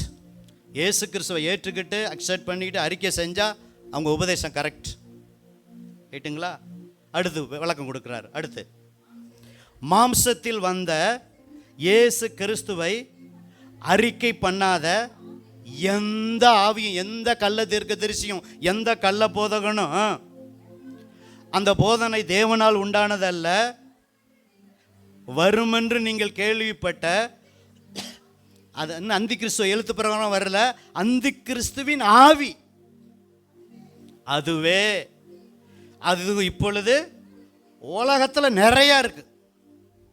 உங்கள் வீட்டுக்கு வரலனாலும் இந்த செல்போன் மூலம் நீங்கள் ஒரு செய்தியை கேட்கும்போது கள்ள தீர்க்கதரிசிகள், கள்ள போதகர்கள் தெளிவாக கலை என்ன செய்வாங்க, விதைப்பாங்க. அப்பேற்பட்ட காரியத்தை 1-2 தர நீங்கள் கேட்டுட்டு நீங்கள் ஆராய்ச்சி பண்ணிட்டு அப்பேற்பட்ட செய்தியை கேட்கவே கேட்காதீங்க. இன்னும் என்ன சொல்கிறார், நல்லதான் பிரசங்கம் பண்ணுவாங்க. அதே அவருடைய பிரசங்கம், முன்னாடி பிரசங்கம் பார்த்தீங்கன்னா சூப்பராக இருக்கும், அதில் தான் மயங்கிடுறோம். நல்லா பண்ணாரு, அப்படியே நல்லா பண்ணிட்டு தான் இயேசுவை தான் சொல்லுவாங்க, ஆவியானவர் தான் சொல்லுவாங்க, பிதாவை தான் சொல்லுவாங்க. ஆனால் கடைசியில் பார்த்தீங்கன்னா ஒன்று சைடாக போயிடுவாங்க. ஒன்று ஆவியானவரை மட்டுப்படுத்திடுவாங்க, ஒன்று பிதாவை மட்டுப்படுத்திடுவாங்க. பாருங்க, பிதாக்குமா இப்போ ஒருத்தர் கனப்படுத்துவாங்க. பிதா இயேசுவை கனப்படுத்தினார், இயேசு ஆவியானவரை கனப்படுத்தினார். ஆவியானவர், இதில் பைபிள் வசனம் இருக்குது, ஆவியானவர் இயேசுவை கனப்படுத்தினார், இயேசு பிதாவை கனப்படுத்தினார். பழைய ஏற்பாட்டில் பாருங்கள் இயேசுங்கிற வார்த்தை இருக்காது. ஆனால் அவர்களோடு கூட, இஸ்ரவேல் ஜனங்களோடு கூட சென்ற கன்மலை யார்? இயேசு. பழைய ஏற்பாட்டில் இயேசு கிறிஸ்து கன்மலை. ஒவ்வொரு தீர்க்கதரிசிகளும் இயேசுவை குறித்து பேசியிருக்காங்க. மேசியா வருவார், நட்சத்திரம் வரும் அப்படின்னு பல காரியத்தில் இயேசுவை பற்றி தீர்க்க தரிசனமாக பழைய ஏற்பாட்டில் ஏசையா இப்படி எல்லாரும் அவங்க நல்ல தீர்க்க தரிசிகள் கேட்டுங்களா. அப்போ ஏற்ற நேரத்தில் தான் அவர் பிறந்து அப்போ தான் இயேசுங்கிற பேர் வருது. அதனால் பழைய ஏற்பாட்டில் இயேசு இல்லாமல் கன்மலைங்கிற பேரில் இயேசு இருந்தார். பழைய ஏற்பாட்டில் ஆவியானவர் இருந்தார். பழைய ஏற்பாட்டில் பிதா இருந்தார். இயேசு கிறிஸ்து இந்த உலகத்தில் வந்த உடனே பிதா இல்லாமல் இல்லை, எப்பொழுதும் பிதா பிதா பிதான்னு சொல்லி பிதாவை கனப்படுத்தினார். நானும் பிதாவும் ஒன்றாக இருக்கிறோம், என்னை இல்லாமல் ஒருவனும் பரலோகத்தில் வர முடியாது, நானே வழி சத்தியம் ஜீவன் இயேசு சொன்னார். நானும் பிதாவும் ஒன்றாக இருக்கிறோம், பிதா என்னை தனித்திருக்க விடவில்லைன்னு. அதே போல் அற்புதம் செய்யும்போது ஆவியானவரோடு இணைந்து தான் இயேசுவும் ஆவியானவர் ஒரு செய்தி நான் ஏற்கனவே கொடுத்துருக்கிறேன். அவர் பிறப்பிலிருந்து மரணம் வரைக்கும் ஆவியானவரோடு இணைந்து தான் செயல்படுகிறார். இவங்களாம் தானாக அற்புதம் செய்ய முடியும், இயேசு தானாக அற்புதம் செய்ய முடியும். ஆனால் பிதாவோடு இணைந்து ஆவியானவரோடு இணைந்து தான் அற்புதம் செஞ்சார். இப்போ ஆவியானவருடைய காலம். இப்போ ஆவியானவர் இயேசுவை தான் உயர்த்துறார். இப்போவும் ஆவியானவர் யாரை, பெந்தெகோஸ்து நாளுக்கு பிறகு இது ஆவியானவருடைய காலம். அதனால் ஆவியானவர் காலம்னு சொல்லிட்டு இயேசுவை பிதாவை அப்படியே அவங்க மறுதளிக்கலை. அவங்க ஒரே வல்லமை, ஒரே ஞானம். பிதா உயர்ந்தவர், இயேசு கொஞ்சம் தாழ்ந்தவர், ஆவியானவர் அப்புறம் 3 அப்படி கிடையாது. அதனால தான் உங்களுக்கு வாழ்த்தல் சொல்லும்போது நம்முடைய கர்த்தராகிய இயேசு கிறிஸ்துவின் கிருபையும் பிதாவாகிய தேவனுடைய அன்பும் பரிசுத்த ஆவியானவருடைய ஐக்கியமும். அப்பாடா எல்லாம் முடிஞ்சிருச்சுன்னு எதிர்த்து போயிடாதீங்க. அப்போ அங்கே திருத்துவதும் செயல்படுது. இயேசு ஞானஸ்தானம் பெறும்போதும் பாருங்க, அவ ஒரு நபர்னா தெய்வம், பர்சனுங்கிறதான் சொல்ற பர்சனாலிட்டி. இயேசு ஞானஸ்தானம் பெறார். தேவ ஆவியானவர் புறாவை போல் என்ன செய்கிறாரு, இறங்கி வர்றார். ஆவியானவர் வந்துட்டார் பார்த்தீங்களா, திருத்துவம் செயல்படுது. அங்கே பிதா பேசுகிறார், இவர் என் நேச குமாரன், இவரில் நான் எப்படி இருக்கிறேன், பிரியமாக இருக்கிறேன். பைபிள் முழுவதும் திருத்துவங்கிற வார்த்தை, அந்த வார்த்தை திருத்துவன்னு வரலனா கூட உலகம் உண்டானதுலேருந்து எந்த காரியத்திலும் இந்த 3 பேர் இணைந்து தான். நமக்குள்ளே வாசம் பண்ணுறது இயேசு மாத்திரம் அல்ல, ஆவியானவர் மாத்திரம் அல்ல, பிதா குமாரன் பரிசுத்த ஆவியானவர் இறுதிய சிங்காசனத்தில் வாசம் பண்ணுகிறார்கள். பரலோகத்தில் இருக்கிறாங்க, உண்மை. பரலோகத்தில் இருக்கிற பிதா, பரலோகத்தில் இருக்கிற வலது பிரசத்தில் இயேசு, பரலோகத்தில் இருக்கிற ஆவியானவர் இப்போ என்னைக்கு இயேசுவை ஏற்றுக்கொண்டோமோ இறுதிய சிங்காசனத்தில் நமக்குள்ளே உலாவுகிறார். வேசியோடு இசைந்திருக்கிறவன் ஒரு சரீரமாக இருப்பது போல ஆவியானவரோடு நம்ம இணைந்திருக்கிறோம், ஒரு சரீரமாக இருக்கிறோம். அதே போல் இயேசுவும் வாசற்படியில் நின்று கதவை தட்டுகிறேன், ஒரு சத்தத்தை கேட்டு கதவை திறந்தால் நான் ஒரு பிரவேசிப்பேன் சொல்லி நம்ம இதய கதவை திறந்து கொடுங்க. அந்த உள்ளத்தில் வாரார், பிதாவும் வருகிறார். நாங்கள் வந்தால் அவர்களோடு என்ன செய்வோம், வாசம் பண்ணுன்னு சொல்லுவாங்க. அப்போ நான் முதல் குறிப்பில் நான் என்ன சொல்கிறேன்னா, பிதாவையும் அறிக்கை செய்யணும், இயேசுவையும் அறிக்கை செய்யணும், ஆவியானவரையும் அறிக்கை செய்யணும். இதில் யாராவது ஒருத்தரை உயர்த்த, ஒருத்தரை தாழ்த்தி, ஒருத்தரை விட்டால் அது கள்ள உபதேசம், கள்ள போதகர், கள்ள தீர்க்கதரிசி. இது அடையாளம் கண்டு கொள்ளுங்கள். இதுதான் முதல் அடையாளம். 2வதாக 2 பேதுரு எடுங்க. ஏன்னா யூதாவிலே எல்லாம் வரல, யூதாவில் ஒரு குறிப்பு சொல்லிட்டேன். கள்ள போதர்களுக்குன்னே ஒரு நிருபம்னு சொன்னால், யூதா நிருபத்தில் நிறைய வசனம் இருந்தாலும் 2 பேதுருல அவங்களுடைய அத்தனை சுபாவத்தையும் பேதுரு எழுதி வச்சிருக்கிறார். ஆவியானவர் சொல்லி, படிப்பறிவில்லாத பேதுரு, மீன் பிடிச்சு கிடந்த பேதுரு நிருபம் எழுதுறார். 1 பேதுரு 2 பேதுரு. அந்த 2 பேதுருல 1ஆவது வசனத்தை ஒரு பிரதர் வாசிங்க சத்தமா, சீக்கிரம், நேரம் ஆகுது. இல்லை பிரதர், 2 பேதுரு 2 மாற்றி சொல்கிறேன்னா 2 பேதுரு 2:1. கள்ள தீர்க்கதரிசி, நல்லா சத்தமா. கள்ள தீர்க்கதரிசிகளும் ஜனங்களுக்குள்ளே இருந்தார்கள். அப்படியே கிரேஸ் ஐபிஎஸ் சபையாரே, இந்த நூற்றாண்டிலும் உங்களுக்குள்ளும் கள்ள போதகர்கள் இருப்பார்கள். மாற்று கருத்து இல்லை, சந்தேகம் இல்லை. நல்ல போதகர்கள் எப்படி இருப்பது 100% உண்மையோ, நல்ல தீர்க்கதரிசிகள் இந்த காலத்தில் 100% இருப்பது உண்மையோ, அதே போல ஷேம் அன்னைக்கு மாத்திரமல்ல, பேதுரு காலம், யூதா காலத்தில், பவுல் காலத்தில் மாத்திரமல்ல, ஆதி நூற்றாண்டில் மாத்திரமல்ல, 2000 ஆண்டுகளுக்கு முன்னாடி மாத்திரமல்ல, இந்த 2025லையும், ஏன் 26லையும், கடைசி வரைக்கும் இந்த கள்ள போதகர்கள், கள்ள தீர்க்கதரிசிகள் இருப்பார்கள், இருந்தார்கள். வாசிங்க பிரதர். 2வது குறிப்பு வருது. அவர்கள் கேட்டுக்கு ஏதுவான வேத புரட்டுகளை தந்திரமாய் நுழைய பண்ணி தங்கள் கிரயத்துக்கு கொண்ட ஆண்டவரை மறுதலித்து தங்களுக்கு தீவிரமான அழிவை வருவித்துக் கொள்வார்கள். இந்த கள்ள போதகர், கள்ள தீர்க்கதரிசியுடைய கெட்ட நடக்கைகளை ஒருத்தர் 2 பேர்ல அநேகர் ஆயிரமா பின்பற்றுவாங்க. இதில் தான் ஏமாந்து போகிறோம். ஆயிரமா பின்பற்றுவார்கள். இந்த மார்க்கம் சத்திய மார்க்கம், ஜீசஸ் மார்க்கம். இந்த சத்திய மார்க்கம் கள்ள போதகர், கள்ள தீர்க்கதரிசிகள் மூலம் என்ன செய்யப்படும்? தூஷிக்கப்படும் ஆண்டவருடைய நாமம். அநேகர் பின்பற்றுவார்கள். இப்போதான் சபையை ஆரம்பிச்சாங்க. 2000 பேர் வராங்க, 1000 பேர் வராங்க, 500 பேர் வராங்க. அதை வச்சு அவர் நல்லவர்னு தீர்மானிச்சிடாதீங்க. நல்ல பாட்டு பாடுறாரு, டான்ஸ் போடுறாரு, வானத்தில் ஏறி குதிக்கிறாரு, எல்லாத்தையும் டான்ஸ் போட சொல்றாரு, பிரசங்கத்தில் ஒரு இடத்துல இல்லாமல் மைக்கை பிடிச்சிட்டு கடைசி வரைக்கும் வாடுறாரு, எல்லார் தலை மேலே கையை வைக்கிறாரு. இதையும் வச்சு அதையும் வச்சு என்ன செய்யக்கூடாது? ஏமாந்து போயிடக்கூடாது. இதில் 2வது குறிப்பு வேத புரட்டு. வேதத்தை புரட்டுவாங்க. இதுதான் இப்போ 2வது குறிப்பு.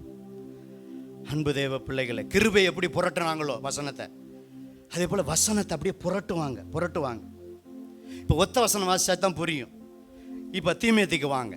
இதுக்கு ஒத்த வசனம் தான். இப்போ ஒவ்வொரு பாயிண்ட்டுக்கும் ஒத்த வசனம் தான் ரொம்ப முக்கியமானது.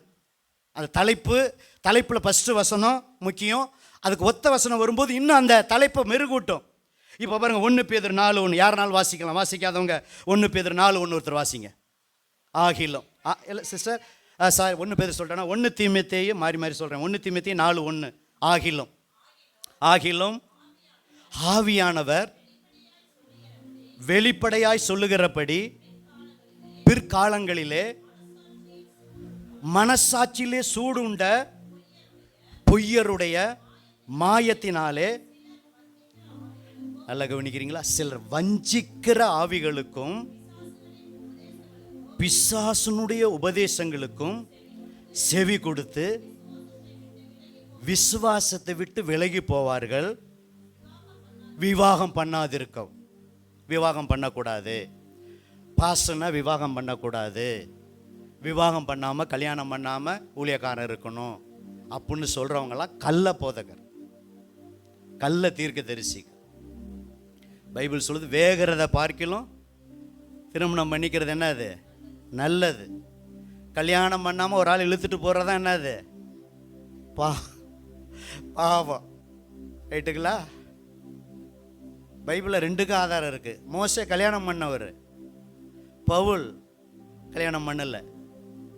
சிலர் பண்ணான்னு சொல்கிறாங்க, பண்ணலன்னு சொல்கிறாங்க. ஆனால் நமக்கு வேத ஆதாரம் இல்லை. அநேகர் பண்ணலைன்னு தான் சொல்கிறாங்க. ஒருவேளை பண்ணியிருக்கலாம், பெண் அடிக்கிட்டு இருக்கலாம். ஓகேவா? பேதுரு கல்யாணம் பண்ணவர். பேதுருக்கு மாமிலாம் உண்டு.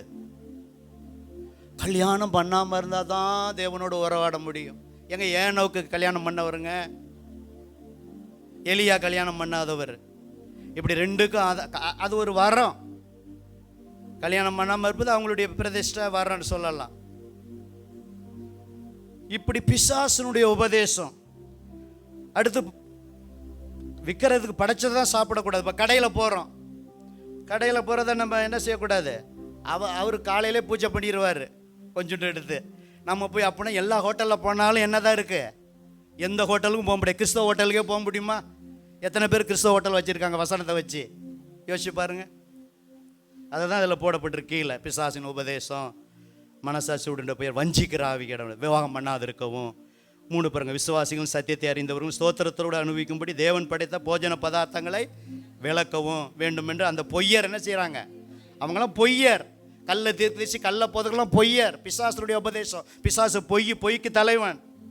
4வது வசனம் பாருங்க, தேவன் படைத்ததெல்லாம் நல்லதாக இருக்கிறது, ஸ்தோத்திரத்தோடு ஏற்றுக்கொள்ளப்படுமாகில் ஒன்றும் தள்ளப்படுறதுக்கு அல்ல, அது வேத வசனத்தினால் ஜெபத்தினாலும் பரிசுத்தமாக்கப்படுகிறது.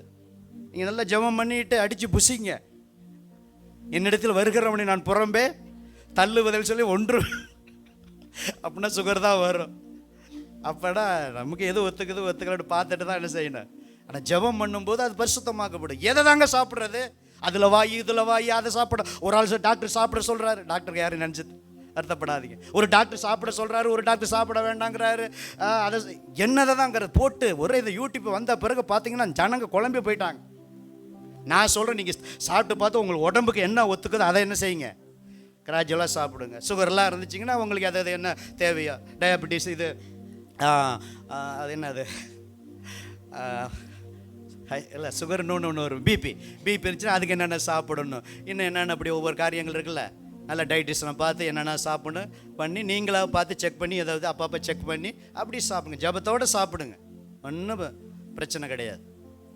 அதை சாப்பிடக்கூடாது, இதை சாப்பிடக்கூடாது, இதெல்லாம் கள்ள உபதேசம். சில காரியங்கள் உங்களுக்கு என்ன ஒத்துக்குதோ என்ன இருக்குதோ நம்ம நாட்டு வழக்கமோ நம்ம மறுபடி நீங்கள் சாப்பிடுங்க. சரி, இன்னொரு காரியத்தை கூட சொல்கிறேன்.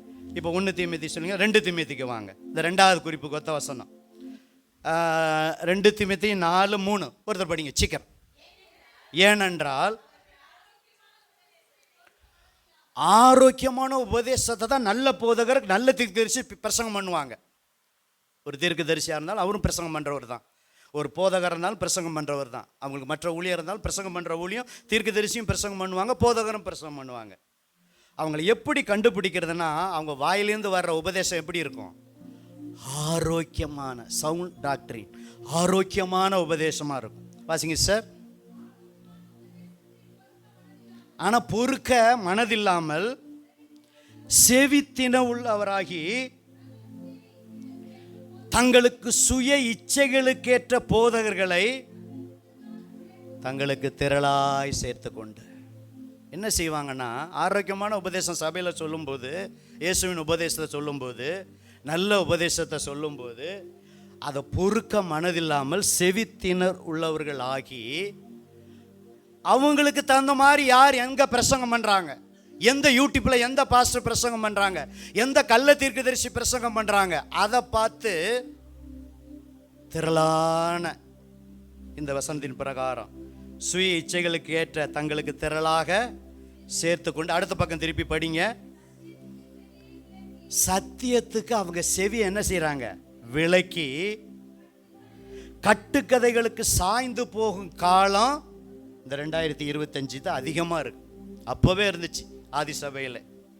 சத்தியத்துக்கு விலக்கி இந்த ஆரோக்கியமான உபதேசம்லாம் எங்களுக்கு வேண்டாம், இதெல்லாம் எப்போ யார் நடக்கிற, இது கடினமான உபதேசம் அப்படின்னு சொல்லி செவித்துணுள்ளாய் பொறுக்க மனதில்லாமல் சுய இச்சைகளுக்கேற்ற போதகர்களை தங்களுக்கு திரளாக சேர்த்து கொண்டு சத்தியத்துக்கு செவியை விலக்கி கட்டுக்கதைகள். அதான் தீமோத்திக்கு சொல்கிறார், தீமோத்தியே நீ எல்லாவற்றிலும் மன தெளிவனாயிரு, தீங்கு அனுபவி, சுவிசேஷருடைய வேலையை செய்ய, உன் ஊழியத்தை என்ன செய்ய, நிறைவேற்று. தீமோத்திக்கு நிறைய சொல்கிறான். சமயம் வாய்த்தாலும் வாய்க்காவிட்டாலும் நீ ஜாக்கிரதை என்ன செய்ய, திருவசனத்தை நீ பிரசங்கம் பண்ணு, நீ மாற்றி பிரசங்கம் பண்ணிடக்கூடாது. நீ வாலிப ஊழியன் தீமோத்தியே, உங்கள் அம்மாட்ட கற்றுருக்கிற, உங்கள் பாட்டிக்கிட்ட வசனத்தை விசுவாசத்தை கற்றுருக்கிற, இப்போ என்னகிட்டையும் வந்து நீ உடன் ஊழியராக இருந்து நிறைய விஷயத்தை கற்றுருக்கிற. இப்போ எபேசு சபைக்கு நீ ஒரு மூப்பராக இருக்கிற, பாஸ்டராக இருக்கிற, கண்காணியாக இருக்கிற. வருவாங்க, சின்ன பிள்ளைகளும் வருவாங்க, வாலிபரும் வருவாங்க, வயசானவங்களும் வருவாங்க, சபையில் எல்லாரும் வருவாங்க, வாலிப பிள்ளைகளும் வருவாங்க. அப்போ எல்லாருக்கும் என்னென்ன செய்யணும்னு சொல்லி இந்த 1 தீமோத்தி 2 ஒரு போதக நிருபம், ஒரு போதகன் எப்படி இருக்கணும், ஒரு போதகர் எப்படி பிரசங்கம் பண்ணணும், எப்படி மெசேஜ் ஆயத்தம் பண்ணணும். நீ ஜாக்கிரதையா இரு.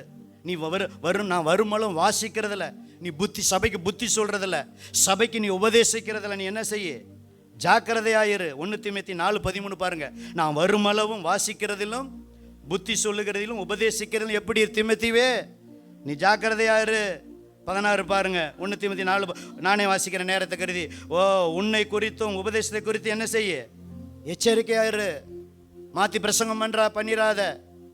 இன்னைக்கு ஏன் வேத பொருட்டு வருதுன்னா, ஒரு பகுதி இருக்குன்னா மேலே என்ன சொல்லுது, கீழே என்ன சொல்லுது, எதுக்காக சொல்லப்பட்டதுன்னு ஆராய்ச்சி படிக்காமல் ஒன் சைடாக பிரசங்கம் பண்ணுவாங்க. இதெல்லாம் விசுவாசிகள் நீங்கள் கவனிக்கணும். நான் ஒவ்வொரு வாரம் பிரசங்கம் பண்ணினாலும் நீங்கள் குறிப்பெடுத்தாலும் வீட்டில் போய் எங்கள் பாஸ்டர் ஏசாஸ் கொடுக்குற பிரசங்கம் வசனத்தின்படி இருக்கிறதா அப்படின்னு ஆராய்ந்து பார்க்கணும். ஒரு அலையிலையா சொல்லாமல் நான் சொல்கிறது அத்தனையும் நீங்கள் நம்பிடக்கூடாது. ஆனால் உண்மையாக வசனத்தின் பிறகு சொன்னால் அப்படியே 100க்கு 100 என்ன செய்யணும்? நம்பணும். அதனால தான் ஒவ்வொரு குறிப்புக்கும் ஒவ்வொரு தலைப்புக்கும் வசனத்தோடு அவங்களுக்கு இப்போ இந்த செய்தி வசனத்தோடு ஒவ்வொரு குறிப்புக்கு நாங்கள் போகிறோம். இன்னும் நிறையா சொல்லலாம். 1-2 வசனத்தை வாசிச்சுட்டு அடுத்த குறிப்புக்கு நான் போகிறேன். ரோமர் புத்தகம் எடுங்க. இந்த கள்ள போதகர் கள்ள உபதேசத்தை கொஞ்சம் நிறைய இடத்துல இருக்குது. இப்போ 1, 2, 3 போதும்னு நினைக்கிறேன். ரோமர் 16 எடுங்க. அதோட முடிச்சுட்டு 3வது பாயிண்ட்டுக்கு போயிடலாம். ரோமர் 16:17 ஒருத்தர் படிங்க. அன்றியும் சகோதரரே, நீங்கள் கற்றுக்கொண்ட உபதேசத்திற்கு விரோதமாக பிரிவினைகளையும் இடரலகையும் உண்டாக்குறவர்களை குறித்து எச்சரிக்கையாயிருந்து அவர்களை விட்டு விலக வேண்டும் என்று உங்களுக்கு புத்தி ரோமாபுரி சபைக்கு சொல்றார். இதுவரைக்கும் எவ்வளோ உபதேசத்தை, இயேசுவின் உபதேசத்தை, பிதாவின் உபதேசத்தை, ஆவியானுடைய உபதேசத்தை, நல்ல உபதேசத்தை, டாக்டரின் நிறைய நான் சொல்லியிருக்கிறேன். சகோதரரே, ரோமாபுரி சபை மக்களை, நீங்கள் கற்றுக்கொண்ட அந்த உபதேசத்துக்கு விரோதமாக யாராவது மாற்றி பேசுனா வசனத்தை கூட்டி குறைச்சி, கூட்டுனா வாதையை கூட்டுவேங்கிறாரு. குறைச்சாலும் கூட்டவும் கூடாது, குறைக்கவும் கூடாது. உள்ளதுன்னு என்ன செய்யணும்? வசனத்தை வசனமாக சொல்லணும். அவங்க தான் உண்மையான போதகர், உண்மையான தீர்க்கதரிசி. ஆனால் கள்ள போதகர் கள்ள தீர்க்கதரிசி வேத வசனத்தை புரட்டுவாங்க. அதை வச்சே கண்டுபிடிச்சிடலாம். 2வது குறிப்பு. அப்போ பிரிவினை இடர்கள் உண்டாக்கல குறித்து நீங்கள் எச்சரிக்கையாக இருங்க.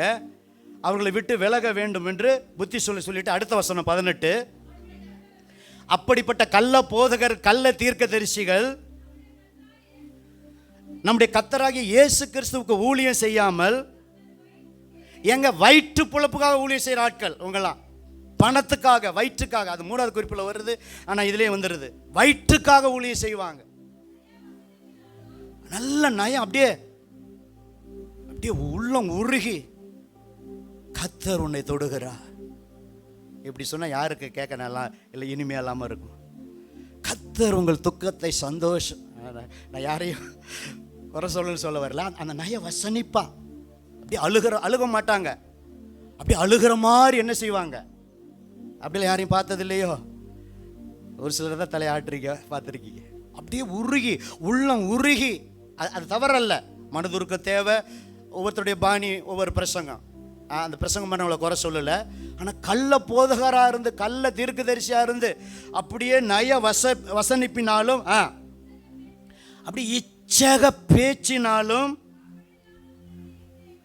சபை மக்கள் அப்படி கபடில்லாத ஆடு அந்த விசுவாசிகளை வஞ்சிக்கிறவளா இருப்பாங்க. அதனால தான் இயேசு சொல்லும்போது கள்ள தீர்க்கதரிசிகளுக்கு எப்படி இருங்க? எச்சரிக்கையா இருங்க. அவங்க ஆட்டுத்தோலை போய்த்து கொண்டு எப்படி வருவாங்க? ஓனாய், பச்சிக்கிற ஓனாய். அவங்களை எப்படி அறியலான்னா அவங்க கனிகள்னால அறியலாம். நல்ல பிரசங்கம் பண்ணுவாங்க, சூப்பராக பாட்டு பாடுவாங்க. அதை வச்சு தான் நம்ம ஏமாந்து போயிடுறோம். இனி ஏமாறாதீங்க. கிரேஸ் ஐபிஎஸ் சபையே ஏமாற வேண்டாம். பாட்டை விட வசனத்தை புரட்டுறாங்களான்னு பார்க்கணும். பாட்டு நல்லது தான். அப்போ இயேசு என்ன சொன்னா? நல்ல மரம் நல்ல கனியை கொடுக்கும், கெட்ட மரம் கெட்ட கனியை கொடுக்கும். கெட்ட மரம் நல்ல கனியை கொடுக்காது, நல்ல மரம் கெட்ட கனியை கொடுக்காது. நல்ல கனி கொடாத மரமெல்லாம் வெட்டுண்டு அக்கினியில் போடப்படும். அதான் முடிவு கள்ள தீர்க்கதரிசிக்கு. அதான் கடைசியாக சொல்லி நான் முடிக்க போகிறேன். அவங்க முடிவு நரகம். நரகம். இயேசுவும் சொன்னார் அந்த மலை பிரசங்கத்தை. அதை மட்டும் படிச்சுட்டு இன்னைக்கு 4 சொன்னேன், 3 குறிப்போட நான் முடிக்க விரும்புகிறேன் நேரத்தை கருதி. இப்போ மத்தேயு எடுங்க, 7ஆம் அதிகாரம் எடுங்க. மலை பிரசங்கம் மத்தேயு 5, 6, 7 மலையில் போய் அவர் வாயை திறந்து உபதேசத்தினால அது ஒரு மலை பிரசங்கம்னு பேர் வச்சுருக்காங்க. அப்போ 7ஆம் அதிகாரத்தில் அவர் சொல்கிறாரு பாருங்க, 21, 22 வாசிங்களே.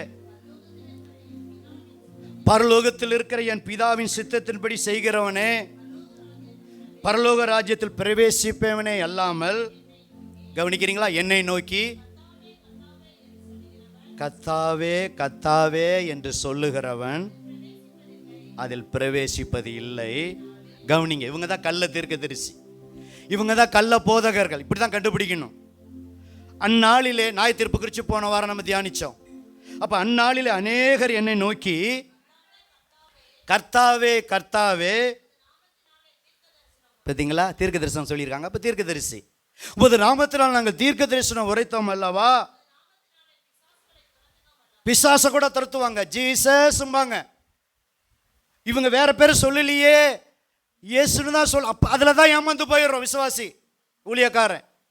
இயேசு நாமத்தில் பிசாசே போம்பாங்க, ஆனால் கனி இருக்காது. இயேசுன்னு சொல்றதுனால ஆண்டவர் அந்த இடத்துல அற்புதம் செஞ்சிருக்கலாம், ஆனால் பிசாசை துரத்தினோம் அல்லவா, கேள்விக்குறி. ஒரு அற்புதம் 2 அற்புதம் இல்லை, இங்கே தான் நிறைய பேர் ஏமாந்து போகிறோம். அநேக அற்புதங்களை செய்வாங்க, பிசாசு ஓடு, அற்புதம் நடக்கும், கேன்சர் சுகமாகும், வியாதி சுகமாகும். உண்மையான ஊழியக்காரர்கள் இருக்கிறாங்க. நான் சுகத்துக்கு எதிரியான அல்ல, நல்ல போதுகள் நல்ல ஆவியினால அற்புத அடையாளம் நடக்கும். நான் பேசுறது கள்ள தீர்க்கதரிசியை பேசுகிறேன். கள்ள தீர்க்கதரிசிகள் அற்புதம் செய்வாங்க, பிசாசும் அற்புதம் செய்யும். ஆனால் பிசாசு செய்கிற அற்புதத்தை விட என் ஆண்டவர் he's a miracle working God, he's a wonder. கரங்களை தட்டி ஆண்டவர் நன்றி சொல்லுங்க. இயற்கைக்கு அப்பாற்பட்ட விதத்தில் சில அற்புதங்களை தான் அவன் செய்ய முடியும். எகிப்தில் பாருங்க, கோலை போட்டவன அவங்களும் மந்திரவாதி கோலை போடுறாங்க, பாம்பா மாறுனுச்சு. என்னங்க வித்தியாசம்? ஊழியக்காரனுக்கு மந்திரவாதிக்கு என்னங்க வித்தியாசம்? தண்ணி அள்ளி போனோமா ரத்தமாக மாறினது, இவங்களும் ரத்தம். சில காரியங்களை மட்டும் செஞ்சாங்க, அதுக்கப்புறம் பாருங்க நிற்க முடியல, தேவனுடைய விரல்னாங்க பரிசுத்த ஆவியானவர். அதுக்கப்புறம் அவங்களால மந்திரவாதிகள் நிற்க முடியல, மந்திரவாதிக்கே கொப்பளங்கள் வந்துருச்சு.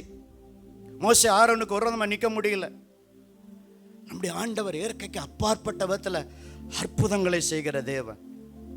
அதனால் கள்ள தீர்க்கச்சு கள்ள போதகர்கள் அது மத்திய 24 இப்போ எடுக்க வேண்டாம் நேரத்தை கருதி நான் இன்னும் எடுக்காமே சொல்லிடுறேன். நிறைய அற்புதம் செய்வாங்க. தெரிந்து கொள்ளப்பட்டவர்கள் வஞ்சிக்கக்கூடிய காலம் இதுதான். இந்த சபையில் அவ்வளோ அற்புதம் நடக்குது, இந்த ஊழியக்காரர்கள் அவ்வளோ அற்புதம் நடக்குதுன்னு அவங்க கள்ள தீர்க்கதரிசியாக இருப்பாங்க, கள்ள போதகராக இருப்பாங்க. அதை கண்டுபிடிக்காம நமக்கு கூடாது. அடுத்து கள்ள போதகருடைய சுபாவம் என்னன்னா, இயேசு பக்கம் திருப்ப மாட்டாங்க, தன் பக்கம் ஆட்களை திருப்புவாங்க. அந்த திட்டம் இந்த திட்டம், அந்த தட்டு இந்த தட்டு. ஒரு முறை ஒரு ஊழியக்காரர் கோயம்புத்தூரில் பக்கத்தில் கை கொடு சொல்லுங்க, கோயம்புத்தூரில் நடந்த சம்பவம் பிரதர், சும்மா கொடுங்க.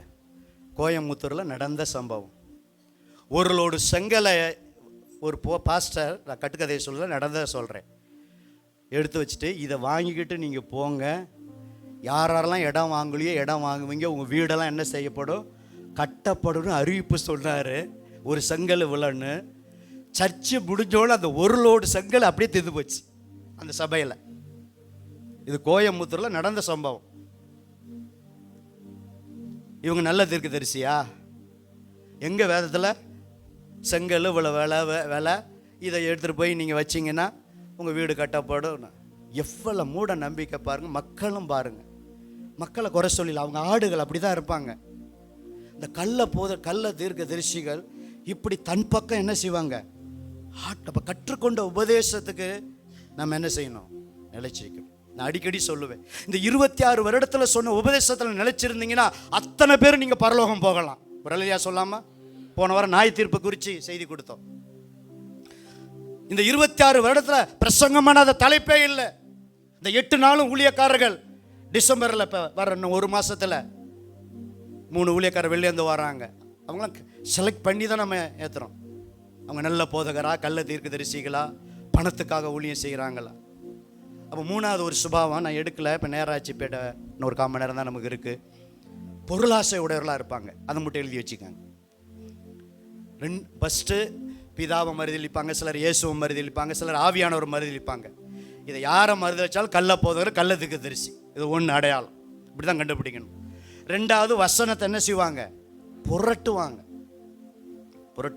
ஒருத்தர் சொல்றாரு, நான் பாவி, என் பாவம் இயேசு மேல சுமத்தப்பட்டது, அப்ப இயேசும் பாவியம். எப்படி வழக்கம் பாருங்க. இப்ப என் பாவிக்கு ரத்தம் கழுவப்படுது, அப்ப என் பாவம் அவர் சுமந்தாரு, அப்ப அவர் பாவத்தை எந்த ரத்தம் கழுவும்? இந்த உதாரணத்துக்கு தான் ஒரு சின்ன புரட்டுறதுக்கு ஒரு உதாரணம், இப்படி நிறைய சொல்ல முடியும் என்னால. எப்படி இயேசு பரலோகம் போனார்? எப்படி வழக்கம் பாருங்க. இப்ப ஒரு பையன், உதாரணம் சொல்றேன் இதுக்கு, இந்த புரட்டுறதுக்கு ஒரு உதாரணம் சொல்லி, இவங்க புரட்டி போதிச்சாரு, புரட்டுறதுக்கு நான் உதாரணம் சொல்றேன். செஞ்சது மகன் தப்பு செஞ்சார், போனார். அப்பா ஒரு தப்பும் பண்ணல, அவனுக்கு தண்டனை, போலீஸ் கேஸ் கடிச்சு குற்றம் நிரூபிக்கப்பட்டது. அப்போ அப்பா என்ன செய்கிறாருன்னா, அந்த முழு கரையத்தையும் செலுத்தி அந்த மகனை என்ன செய்கிறாரு? அதை விடுதலை செய்கிறார். இயேசு பரிசுத்தர்,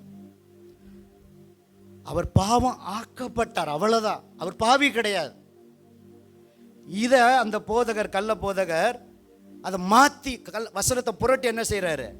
பிரசங்கம் பண்றார். புரியுதுங்களா? டிரான்ஸ்ஃபர்மேஷன். அதை நம்ம அவர் பாவி அல்ல, இயேசு பரிசுத்தர். 1000 வசனங்கள் இருக்கு. ஆனால் இப்படி மனசுல தோன்றதெல்லாம் மேலே கீழே படிக்காம, ஒத்த வசனத்தை படிக்காம, இப்படி வேத புரட்டர்கள் இந்த கடைசி நாட்களில் அங்கங்கு திரிவார்கள். வீட்டுக்கு வரலனாலும் யூடியூப் மூலம் உங்களோட வருவார்கள். எந்த செய்தியை கேட்டாலும், நான் அப்படிதான், யார் எந்த செய்தி கேட்டாலும் வசனத்தின்படி இருக்கிறதா?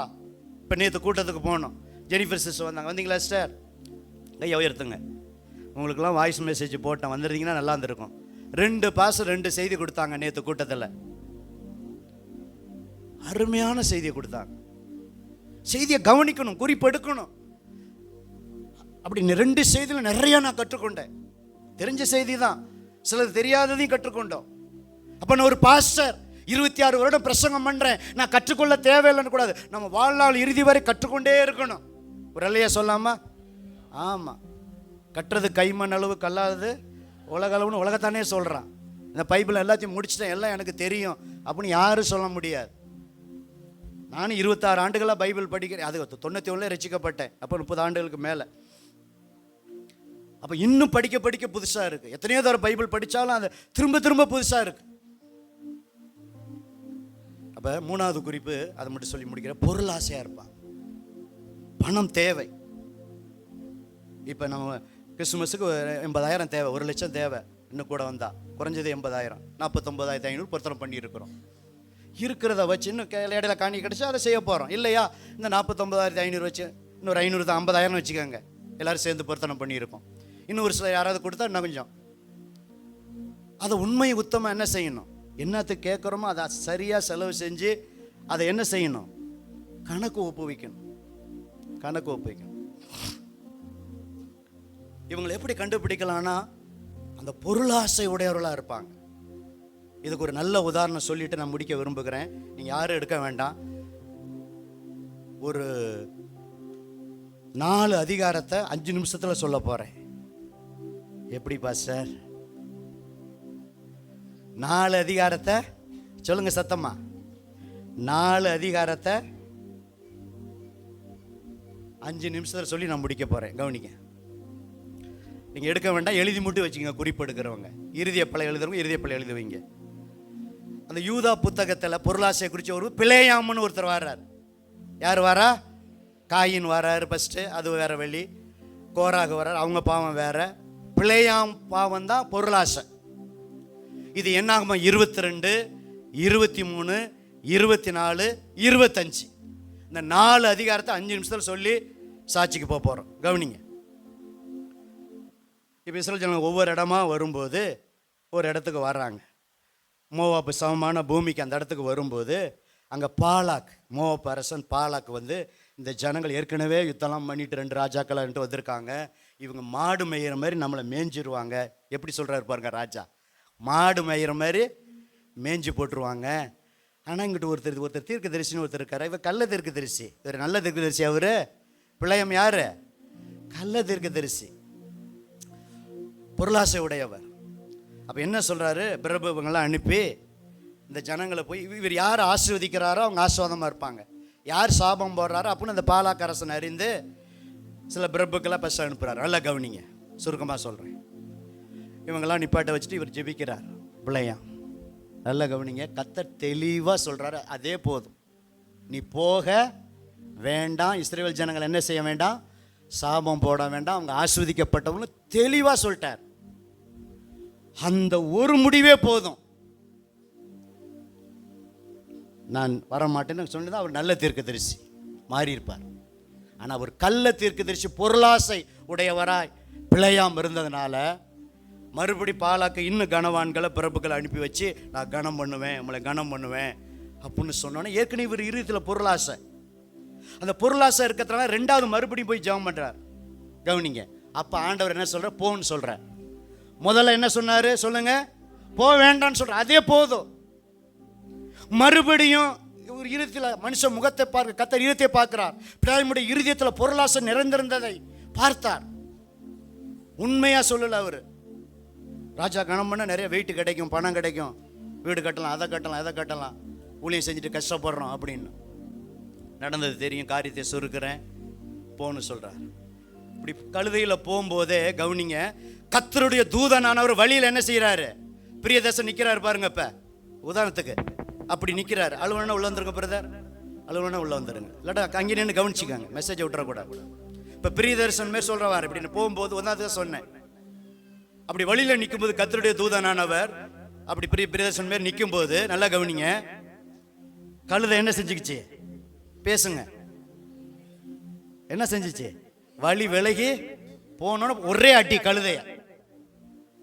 ரெண்டாவது ஒரு இடத்துக்கு போறாரு, ரெண்டு பக்கம் சுவர், கர்த்தருடைய தூதன் நிக்கிறாரு. அப்படியே சுவரை ஒரு பக்கமா என்ன செய்யுது, பக்கத்துல கை கொடுத்து சொல்லுங்க, அப்படியே ஒரு பக்கமா காலை வருஷது. கழுதையில இருக்கிற யார ஊழியக்கார பிள்ளையாம அப்படியே ஒதுங்குது. கழுதைக்கு தெரியுது கர்த்தருடைய தூதன்னு, ஊழியக்காரனுக்கு தெரியல. அப்புறம் பின்னாடி கண்ணை திறக்கிறாரு, கழுதை கண்ணுக்கு தெரியுது. என்ன இப்படி மறுபடியும் பண்ணணும், மறுபடியும் ரெண்டாவது அடி அடிக்கிறார். கவனிங்க, மூணாவது ஒரு இடத்துக்கு கர்த்தருடைய தூதன், எந்த வழியும் இல்ல, கழுதை என்ன செஞ்சுக்கிச்சு, படுத்துக்குச்சு. மூணாவது அடிச்சோன்னா உலக சரித்திரத்தில் என் ஆண்டவர் கழுதையின் வாயை திறந்து பேச வைத்தார், கரங்களை தட்டி சொல்லுங்க. அதுக்கப்புறம் எந்த கழுதையும் இது வரைக்கும் பேசல, நானும் பார்க்கல. உலக சரித்திரத்தில் பிளேயாம் காலத்துல தான் கழுதை என்ன செஞ்சது, எங்க மிருகங்க பேதுரு எழுதுறார், பேசாத மிருகம் பேசி தீர்க்கதரிசியுடைய மதிகேட்ட என்ன செஞ்சது, தடுத்தது நாங்க எழுதுறார் பேதுரு. மீண்டும் யூதா நிபுணத்திலே வருது, இங்கேயும் வருது. அப்படி மதிகேடு, பணாசை, பொருளாசை. அப்ப கழுதை பேசுது, என்னைக்காவது அப்படி செஞ்சிருக்கேனா? அப்ப கண்ணை திறந்தோட கர்த்தருடைய தூதன் சொல்றாரு, கழுதை மாத்திரம் பண்ணல உன்னை கொண்டிருப்பாங்கிறார் கர்த்தருடைய தூதன். உடனே ஒரு பாவரிக்கை செய்யறார், நான் பாவம் செஞ்சேன்னு. இது உண்மையான பாவரிக்கை இல்லை, நான் பாவம் செஞ்சேன். நீதிமான் மரிப்பது போல நான் மரிப்பேனாக. நீதிமான் மரித்தது போல அவர் என்ன செய்யல, மரிக்கல. எங்க 3 இடத்துக்கு அழைச்சிட்டு போறாருங்க பாருங்க. முதல் அந்த 4 அதிகாரத்தை படிச்சு பாருங்க. பாகாலுடைய மேடு, பிஸ்காவின் கொடுமுடி, பேயோரின் கொடுமுடி, 7 பலிபீடம், 7 காளைகள், 7 ஆட்டுக்கடா. 3 இடத்துலையும் முதல் முறை சாபம் போட்டு வரும்போது அப்படியே வாயை திருப்பி சாபத்தை ஆண்டவர் ஆசீர்வாதமாக மாற்ற பண்ணினார். ஒரு அல்லேலூயா சொல்லாமா? அடுத்து 2வது தடவை போகும்போது யாக்கோப்புக்கு விரோதமான மந்திர மாதிரி உள்ள இஸ்ரவேலுக்கு கூட குறி சொல்லுதல் இல்லை, இவர்களெல்லாம் துஷ்ட சிங்கம் போல எழும்புவார்கள், காண்டாமிருத்துவத்தை பலன் இருக்கிறது, பரவி பாய்கிற ஆறுகளை போல இப்படி இருக்கான்னு சொல்லி அந்த இதெல்லாம் படிச்சு பாருங்க 3 தரையும்.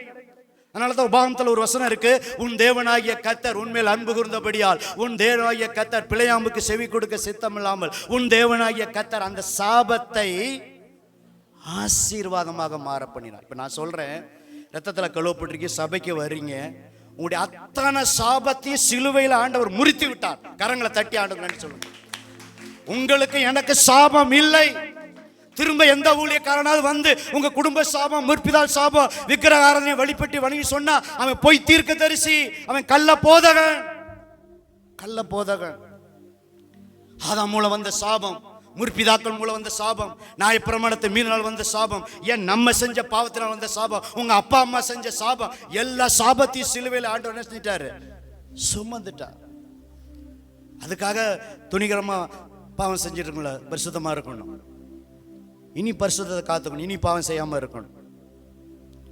3 தரையும் ஆண்டவர் அப்படி மாற்றிட்டார். அல்ல, கடைசியில் என்ன தெரியுமா என்ன நடந்தது தெரியுங்களா? இன்னொரு ஆலோசனை சொன்னான் பிள்ளையா, என்ன தெரியுங்களா? இது மாதிரி விக்கிரகம் அங்கே கோயிலை கும்பிடுறாங்க புறச்சாதி, விருந்துக்கு போக சொல்லுங்க உங்கள் வாலிபர்களான்னு. எங்கள் விருந்துக்கு தாங்க போகிறாங்க. போய் விருந்துக்கு போய் விக்கிரகத்துக்கு படைச்சதை சாப்பிட்டுட்டு, அது 25 அதிகாரத்தில் இருக்குது. அதான் 22, 23, 24, 25 4 அதிகாரத்தை நான் சொல்லி முடிச்சிட்டேன். அந்த 25 அதிகாரத்தில் என்னாகமத்தில் அவங்க போய் விருந்து சாப்பிட்ற போனவங்க அங்கே வருகிற சிஸ்டரோட சகோதரி மகளோட விபச்சாரம் பண்ண ஆரம்பிச்சிட்டாங்க. எங்க விக்கிரக ஆராதனை இருக்கிறதோ அங்கே விபச்சாரமும் வேசித்தனமும் தலைவிரித்தாடும். அது விக்கிரக கோயிலுக்கு அவங்க போனவங்க, படைச்சதை சாப்பிட போனவங்க, விருந்துக்கு போனவங்க விருந்தோடு கூட அந்த பாவத்தை செஞ்சுட்டு விபச்சார பாவத்தை செஞ்சுட்டாங்க. மோசை எல்லாம் வந்து இருக்கும்போது இப்படி சபை இருக்குங்க, எங்க கண்ணு முன்னாடியே ஒருத்தி இழுத்துக்கிட்டு போறாங்க. 25 அதிகாரத்தில் இருக்கு. எஸ்பி அவன் பேரெல்லாம் போட்டிருக்கு, எடுக்க வேண்டாம். கண்ணுக்கு முன்னாடி இந்த பாவம் தப்புன்னு சொல்லி பேசிட்டு இருக்கும் போதே இப்படி நடக்குதே, தேவனுடைய கோபம் வருது, தேவனுடைய கோபம் வேற வந்துருச்சு, செத்துக்கிட்டு இருக்காங்க ஜனங்க, சிறல் ஜனங்க. இப்படி இருக்கும்போதே கண்ணு முன்னாடியே, சபைக்கு முன்னாடியே துணிகரமா ஒரு வாலிபன் ஒரு வாலிப பிள்ளை இழுத்துக்கிட்டு போறான். போயிட்டு அந்த கூடாரத்தில் உபச்சாரம் பண்றான். எல்லாம் அமைதியா இருக்காங்க. இப்ப நீங்க அமைதியா இருக்கிற மாதிரி. பினகாஸ் என்ன செஞ்சான்? இது ஈட்டி இல்ல, மைக்கு. ஈட்டியை எடுத்துக்கிட்டு போய் அந்த ரூமுக்குள்ளே போய் 2 பேர் விபச்சாரம் பண்ணிட்டு இருக்கும் போது 2 குத்த இல்ல, ஒரே குத்தா ஆம்பளையில குத்தி அந்த ஈட்டி வயிற்று வழியா வந்து பொம்பளை அந்த பெண்ணு வயிற்றுல புகுந்து 2 பேர் ஈட்டில என்ன செஞ்சாங்க? அதை கர்த்தர் மெச்சு கொண்டார். இப்படிப்பட்ட வைராக்கியம் பினகாசுக்கு பரிசுத்தத்தை குறித்து யாருக்குமே சபையில இல்ல. பரிசுத்தத்தை குறித்து இப்படி வைராக்கியம் இருக்கிறதுன்னு சொல்லி அப்ப வாதம் நிறுத்தப்பட்டது. ஆனா ஆரம்பத்தில் திறந்த வாதில 24,000 பேர் செத்தாங்க. 24,000. எத்தனை பேரு? 24,000 பேர் விக்கிரக ஆராதனையிலும். அடுத்து என்ன செஞ்ச? விபச்சார பாவம் செஞ்சதுனால தேவனுடைய கோபம் வந்தது. பினகாசு மாத்திரம் எழுதலன்னா இன்னொன்னு 25,000 மாறி இருக்கும். பினகாசு மாத்திரம் இல்லைன்னா இன்னும் 30 மாறி இருக்கும். எவனை எடுத்துட்டு போனா விபச்சாரம் பாவம் பண்ண. இப்ப இன்னைக்கு நாங்க இந்த செய்தியை கேட்டுட்டு எங்காவது அப்படி பண்ணிடாதீங்க. அவங்களுக்காக நீங்களும் நான் என்ன செய்யணும்? ஜெபத்தில் ஆண்டவரே எங்களுடைய தேசத்துல விக்கிரக ஆராதனை, விபச்சார ஆவி, வேசித்தன ஆவி, இப்படிப்பட்ட ஆவிகள் கணவன் மனைவிக்கு துரோகம் செய்து, மனைவி கணவனுக்கு துரோகம் செய்யறது, பிள்ளையை கொலை செய்யறது, ஆம்பளையை கொலை செய்யறது, தலைவிரித்து ஆடுகிறது. யூடியூப் எடுத்துட்டா, பேப்பர் எடுத்துக்கிட்டா, டெய்லி அதை படித்து இது சகஜன்னு நினைக்க அவங்களுக்காக நீங்களும் நான் ஜெபத்துல இருக்கணும். போன வாரம் வந்து சகோதரிகள் ஜெபித்தீர்கள். இன்னும் யாராவது ஜெபிக்காது இருந்தால் இன்னைக்கு இந்த வாரத்தில் பேரை கொடுத்துட்டு சாவியை வாங்கிட்டு வந்து ஆலயத்தில் வந்து ஏதோ இது கடமைக்காக பாஸ் பண்ற எண்ணிக்கைக்காக ஜெபிக்கல. தேவ சமூகத்தில் வந்து தேசத்துக்காக, சபைக்காக, ஊழியத்திற்காக, உங்களுக்காக, ஆத்துமாக்களுக்காக, தேவாலயத்தில் வீட்டில் மற்ற நாள் ஜெபிப்பது போல ஆலயத்தில் வந்து நாம் பினகாசை போல ஜெபிக்க வேண்டும். அன்னைக்கு எழுத்து பிரகாரம் கொன்றார். நம்ம ஆவியில் அந்த ஆவி என்ன செய்யணும்? ஜெபத்தில் நம்ம கொள்ளணும். கடைசி அந்த பொருளாசை இருந்த எப்படி மறிச்சார் தெரியுங்களா? ஒரு யுத்தம் நடக்கும்போது ஒரு ஊழியக்காரன் மறிக்கிற மாதிரி மறிச்ச, வெட்டியே கொண்டாங்க. பிள்ளையாம என்ன செஞ்சாங்க? பிள்ளையாமுக்கு நல்ல முடிவு இல்லைங்க. அதே மாதிரி தான் இப்போ எடுக்காம சொல்றேன். கள்ள தீர்க்க தரிசிகளுக்கு கள்ள பதில் முடிவு என்ன தெரியுங்களா? பைபிள் போட்டிருக்கு, என்றைக்கு காரிரும். அநேக கூட்டங்களை இழுத்துக்கிட்டும் போவாங்க, அவங்களும் நரகம்தான். ஆனா கள்ள போதத்தை விட்டு மனம் திரும்பும் போது, கள்ள தீர்க்க தரிசனத்தை விட்டு மனம் திரும்பும் போது நிச்சயம் பரலோகம் உண்டு. எல்லாரும் கண்ணை மூடுங்க. இப்பவே ஒரு சிலர் ஏற்கனவே மூடி இருக்கீங்க. எல்லாரும் மூடுங்க. இப்ப கண்ணை தரங்க. எப்படி இருந்துச்சு? இருட்டாச்சு. வீட்டுக்கு வந்து ஜெபம் பண்ற கள்ள தீர்க்க தரிசி எல்லாரும் கண்ணை மூடுவோம். ஒரு இருட்டை காண்கிறேன். அப்ப கண்ணை மூடுனா என்னதான் வரும்? தாயத்தை எடுக்கிற ஆட்களாக இருக்கிறாங்க. அம்மாவாசையில் தான் ஜெபம் நல்லா ஓடுதான். மற்ற நேரம் பேய் இல்லையா? எப்படி பாருங்க. அமாவாசை ஜெபிக்கிற ஜெபத்துக்கு நான் எதிரியெல்லாம் ஜெபிக்கலாம். ஆனால் அன்னைக்கு தான் ஆவி, மற்ற நேரத்தில் ஆவிக்கு கிரியை செய்யலையா? எவ்வளவு உபதேசத்தை புரட்டுறாங்க பாருங்க. அன்னைக்கு தான் கட்டவிழ்க்கப்படுதான். அப்போ மற்ற நாளில் ஒன்று இல்லையா? கொலை நடக்கலையா? அதுக்கு ஒரு பேரை போட்டுக்கிட்டு அமாவாசை ஜெபம், அந்த ஜெபம், எந்த ஜெபம். இந்த சில கள்ள தீர்க்கதரிசிகள் அடையாளம் எப்படி கட்டுறா? இன்னும் ஒரு 5 மாசத்துல ஏதோ ஒன்று நடக்கும். அடி குட்டா மாட்டில் அடிக்கிறது ஒரு 3 மாசத்துல. இப்படி வந்து நம்ம என்னன்னா அந்த ஜோசியம் பார்த்து பார்த்து பார்த்து சபையில வந்து என்னாச்சு, யாராவது நான் சொல்றேன் கிரேஸ் ஐபிஎஸ் சபை யாரு தலையிலையும் போய் கையை நீட்டாதீங்க. நானும் உங்க தலையில கையை வைக்க மாட்டேன். ஏதாவது பிள்ளைங்க வந்து காரியம், முக்கியமான காரியம், வித வியாதி இருந்தால் தான் நான் என்ன செய்வேன். என்னைக்காவது உங்க தலையில கையை வச்சிருக்கேன்னா சொல்லுங்க. யாரு தலையும் கவனிங்க, அதெல்லாம் புரட்சாது. டவரு ஃபவர்லாம் புரட்சாதிக்கு நீங்கள் கிடையாது. ஊழியக்காரனை விக்கிற ஆராதனை மாத்துறாங்க, அவங்களும் மனிதர்கள். சட்டையை கிழிச்சாங்க பவுலும் பேதுரும். ஒரு அற்புதம் நடந்த பிறகு பூஜாரிங்க வந்து மாலை போட்டுக்கிட்டு தெய்வம்னு சொன்னாங்க, யூபித்தர் அப்படின்னாங்க. நாங்களும் உங்களை போல மனுஷர், வானத்தையும் பூமியை உண்டாக்குற கர்த்தரை தொழுது கொள்ளுங்க, நாங்களும் பாடுள்ள மனுஷர், எங்க காலில் விழாதீங்கன்னாரு. அப்ப எந்த மனுஷனை அவங்களுக்குள்ள டேலண்ட்டுக்காக ஆண்டவர் மகிமைப்படுத்துங்க. நல்ல பிரசங்கம் பண்றார், நல்ல அற்புதம் நடக்குது, உலகமங்க ஊழியம் செய்யறார். ஆனா அவர் ஒரு தேவ மனுஷன், நம்ம போல பாடுள்ள மனுஷன். இயேசுக்கு கொடுக்கிற மரியாதைய ஒரு ஊழியக்காரனுக்கு ரெண்டாவதா ஊழியக்காரனை கனப்படுத்தணும். உலகத்துல எந்த ஊழியக்காரனுக்கும் இயேசுக்கு மேலேயோ உயர்த்தக்கூடாது. அவங்க எப்பேற்பட்ட காரியம் செஞ்சாலும் அவங்க மனிதர்கள். கர்த்தர் அவங்களை கொண்டு செய்கிறார். அவங்க காலை படிச்ச இன்னொரு ஆள் ஆண்டவர் எழுப்புவார். ரைட்டுங்களா? அப்ப கள்ள தீர்க்க தரிசிகள் இன்னும் நிறைய நான் சொல்லிட்டே போகலாம். ஆனால் 3 தான் சொன்னேன், அதோட சேர்ந்து நிறையா சொல்லிட்டேன். முதல்ல இயேசுவை பிதாவங்க மறுதளிப்பாங்க.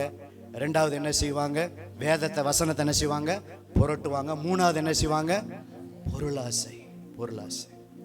எங்க உங்களுக்காக சபை ஜெபிக்குதுங்க. உங்க ஊழியக்காரன் உங்களுக்காக ஜெபிக்கிறார். உங்க ஊழியக்காரன் உங்களுக்காக ஜெபிக்கிறத விட யாராவது ஒருத்தர் சொல்லுங்க, இந்த பாஸ்டர் எனக்காக, பாஸ்டர் ஏசாஸ் உங்களை போல ஜெபிக்கிறார். உங்க கணவர் பேர் சொல்லி, உங்களை பேர் சொல்லி, உங்க பிள்ளைகளை சொல்லி, உங்க வியாதியை சொல்லி, பிசினஸுக்கு, உங்களுடைய சரீர சுகத்துக்கு, உங்களுடைய பிள்ளைகளுடைய படிப்புக்கு டெய்லி ஜெபிக்கிற ஒரு ஊழியக்காரர் கை நீட்டி சொல்லுங்க. அப்புறம் ஏன் நம்ம அங்கங்க போகணும்? இங்க வல்லமை இல்லையா? இங்க ஜெபம் கேட்கப்படலையா? சபையார் வந்து ஜெபிக்கிறாங்களே, நேரத்தை ஒதுக்கி தியாகமா வந்து ஜெபிக்கிறாங்களே, உபவாச ஜெபம் நடத்துகிறோமே, தனி ஜெபம் பண்ணுகிறோமே, வீடுகளில் விசுவாசிகளுக்காக ஜெபிக்கிறோமே, கர்த்தர் ஆசீர்வதிக்க மாட்டாரா? அது ஆரம்பத்தில் வேணா அங்கங்க போகலாம். அங்க போய் ஜெபம் பண்றது, இங்க போய் ஜெபம் பண்றது, அங்க போய் பண்றது. கர்த்தர்ட்ட நம்ம தேவ சமூகத்துல எல்லாமே இருக்கிறது. ஒருலே சொல்லமா, இதை பயன்படுத்தி தான் நிறைய கள்ள ஊழியர்கள் வீட்டுக்கு போறாங்க. 26 வருடத்துல எந்த விசுவாசிகள் ஊழியக்கார வீட்டுல பிள்ளைகளை விசுவாசி வீட்டுல போய் நான் ஏதாவது செஞ்சு எந்த ஊழியக்காரன் கை நீட்டி வாய் நீட்டி சொல்ல முடியுமா? சவால் விட்டு சொல்லுகிறேன். நடுங்குவேன். அடுத்த விசுவாசிக்கு போகணும்னா ஏதோ முக்கியமான காரியத்திற்கு பெர்சியாலுடைய சிஸ்டர் வேற சபைக்கு போறாங்க. உங்க ஹவுஸ் ஓனர் ஜெபம் பண்ணிட்டு வந்துட்டோம், என்னைக்காவது உங்க வாங்க போங்கன்னு சொன்னோமா? பெர்சியால் சாட்சி. ஏன்னா நான் உடம்பு சரியில்லாம இருக்கும்போது அந்த சகோதரி வந்து என்னை பார்த்தாங்க ஹாஸ்பிட்டல்ல. அந்த அன்பு நிமித்தம் போய் ஜெபம் பண்ணிட்டு அவ்வளவுதான். எங்கேயாவது வாங்க, ஒரு தரம் வந்து பாருங்க, எங்க சபைக்கு வந்து பாருங்க, இப்படிதான் உங்களை இங்க வந்து பாருங்க, அங்க வந்து பாருங்க, அங்க வாங்க, இங்க முகாம், அங்க முகாம். ஞாயிற்றுக்கிழமையா பேர் இந்த கள்ள தீர்க்கதரிசிகளை ஞாயிற்றுக்கிழமை வச்சுக்கிட்டு ஞாயிற்றுக்கிழமை தான் என்ன செய்வாங்க, கூப்பிடுவாங்க. நான் என்ன சொல்றேன்னா, ஆரம்பத்தில் அப்படி இப்படி இருந்தா கூட இனி ஆண்டவரே எங்களுக்குன்னு ரத்த சிந்தி சம்பாதித்து இந்த சபையில வச்சிருக்கீங்க. ஆண்டவரே எங்க ஜெபத்துக்கு வல்லமை உண்டு, எங்க குடும்ப ஜெபத்துக்கு வல்லமை உண்டு, எங்க பாஸ்டருடைய ஜெபத்துக்கு வல்லமை உண்டு, எங்க விசுவாசிகளோட ஜெபத்துக்கு வல்லமை உண்டு. எத்தனையோ ஜெபத்தை கேட்டீங்க ஆண்டவரே, என்னை உயர்த்தினீங்க. ஒன்றுமில்லாம அந்த வீட்டை கொடுத்தீங்க, காரை கொடுத்தீங்க, வசதியை கொடுத்தீங்க, பிள்ளைகளை கொடுத்தீங்க, பேர பிள்ளைகளை கொடுத்தீங்க, சபையை கொடுத்தீங்க, வருமானத்தை கொடுத்தீங்க. கொஞ்சம் வருமானமா அதிக வருமானமா இம்மட்டும் என்னை ஆசீர்வதிச்சிருக்கீங்க, இன்னும் ஆசீர்வதிப்பீங்க. நான் ஆசீர்வாதத்துக்காக அந்த ஊழியக்காரன்ட்ட, ஆசீர்வாதத்துக்காக இந்த ஊழியக்காரன்ட்ட, ஆசீர்வாதத்துக்காக அந்த மாட்டை இந்த மாட்டை, அந்த ஊழியக்காரன்ட்ட, டவர்ட்ட பவர்ட்ட. புரியும் நினைக்கிறேன். அவங்கள மதிக்கிறேன். கூட்டத்துக்கெல்லாம் நான் போறேன். டவர் பவர் இருக்கிறதுக்காக எங்கேயும் போகாதீங்க. ஊழியக்காரன் இல்லாம உங்க வீட்டு கூட்டத்தை நடத்தாதீங்க, எந்த இது இல்லாம. ஏன் அது சொல்றேன்னா, கள்ள போதல் வந்து கள்ளத்தை விதைச்சிருவாங்க. இப்ப நான் வெள்ளனூருக்கு போறேன்னா, அங்க மாசம் ஒரு ஊழியக்காரர் பிரதர் புக் பண்றாருன்னா, அந்த செய்தியை நான் பகுத்து ஆராய்கிறேன், கணிக்கிறேன். அவங்க எப்படி கொடுக்குறாங்க, என்ன கொடுக்குறாங்க, வசனத்தை மாற்றுறாங்களா? என்னையும் ஒரு தர கொடுக்க சொல்லுவாங்க வெள்ளனூர்ல. அப்படி யாராவது நீங்க எந்த ஊழியக்காரர்களாவது நீங்க அழைத்தால், அந்த ஊழியக்காரனுடைய அனுமதி இல்லாமல் அன்பின் நிமித்தம் எல்லா ஊழியர்களையும் நேசிக்கணும், எல்லா ஊழியர்களையும் நேசிக்கணும். பாரபட்சம் கிடையாது. அத்தனை ஊழியர்கள் ஜெபிக்கிறோம். ஆனால் நம்ம இனம் கண்டு கொண்டு அந்த காரியத்தை செய்யணும். இன்னும் நிறைய எனக்கு பேச ஆசை. இந்த 3 காரியம் போதும். பிதாவை இயேசுவை மறுதளிப்பாங்க, 2வது வேதத்தை என்ன செய்வாங்க, புரட்டுவாங்க, 3வது பொருளாசை இருப்பாங்க. இந்த 3 மனசில் இருந்தால் போதும். ஓகேவா? எழுந்து நிற்கலாமா? ஓகே. சாட்சி யாராவது இருக்கீங்களா? சிஸ்டர் செல்வி ஒரு சாட்சி மட்டும் நேரம் ஆயிடுச்சு. காணிக்க செலுத்தி ஒரே சாட்சி கேட்டு போல யாரும் போயிடாதீங்க. எல்லாம் கவனிங்க. ஆராதனை முடிஞ்ச பிறகு வாரத்துக்கு ஒரு தடவை வாரம் ஒரு 50-60 பேர் தான் இருக்கிறோம். 1000 பேர் இல்லை, எல்லாத்தையும் பார்க்க முடியும்னு சொல்லக்கூடாது. இருந்து எப்படி கிருஷ்ணன் நல்லா இருக்குன்னு சொல்லிட்டு ஒரு 5 நிமிஷம் ஸ்பெண்ட் பண்ணி உடனே முடிஞ்சோட கேட்ட திறந்துட்டு போயிடாதீங்க. இருந்து பார்த்து அப்படி கொஞ்சம் பேசிட்டு டக்குன்னு அப்புறம் நீங்கள் ஃப்ரீயாக போங்க. ஆண்டவர் உங்களை ஆஸ்வதிப்பார். ஓகே. என்ன பாட்டுப்பா போட்டிருக்க? ஓகே. வாக்குத்தத்தங்கள் சீக்கிரம் ஒரு அடி மட்டும் பாடி சீக்கிரம் செலுத்திங்கன்னா நம்ம சாட்சி மட்டும் ஒரு சாட்சியை கேட்டுட்டு நம்ம முடிச்சிடலாம். ஓகே. இப்போ 5 நிமிஷம் பாஸ்ட் 11:05 ஆச்சு. ஓகே. எழுந்திரிக்கலாமா? முதல்ல சகோதரிகள், 2வது சகோதரர்கள். வாக்குத்தத்தங்கள் தெரிஞ்ச பாட்டு. வாக்குத்தத்தங்கள் கிறிஸ்துவுக்குள்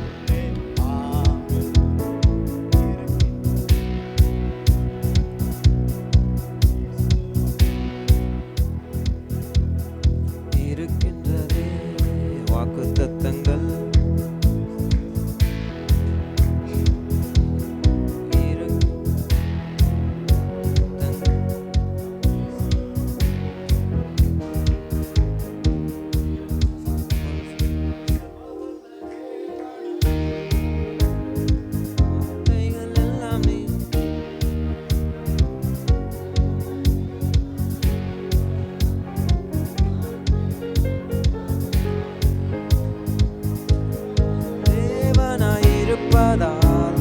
வார்த்தைகள் எல்லாம் நிறைவேறும். அவர் உண்மையுள்ள தேவனாயிருப்பதால் வார்த்தைகள் வராதே. ஆமென், ஆமென். வாக்குத்தத்தங்கள் எல்லாம் ஆமென், ஆமென், ஆமென். இயேசு சொன்னதெல்லாம் ஆமென். செத்து போனதாம் சாராளின் கற்பத்தை உயிர்ப்பித்ததே. அவர் சொன்ன வார்த்தையை செத்து போனதாம் சாராளின் கற்பத்தை உயிர்ப்பித்ததே. அவர் சொன்ன வார்த்தையை குறித்திட்ட காலத்திலே அவர் வார்த்தை நிறைவேறிற்றே. குறித்திட்ட காலத்திலே நம் வாழ்விலும் நிறைவே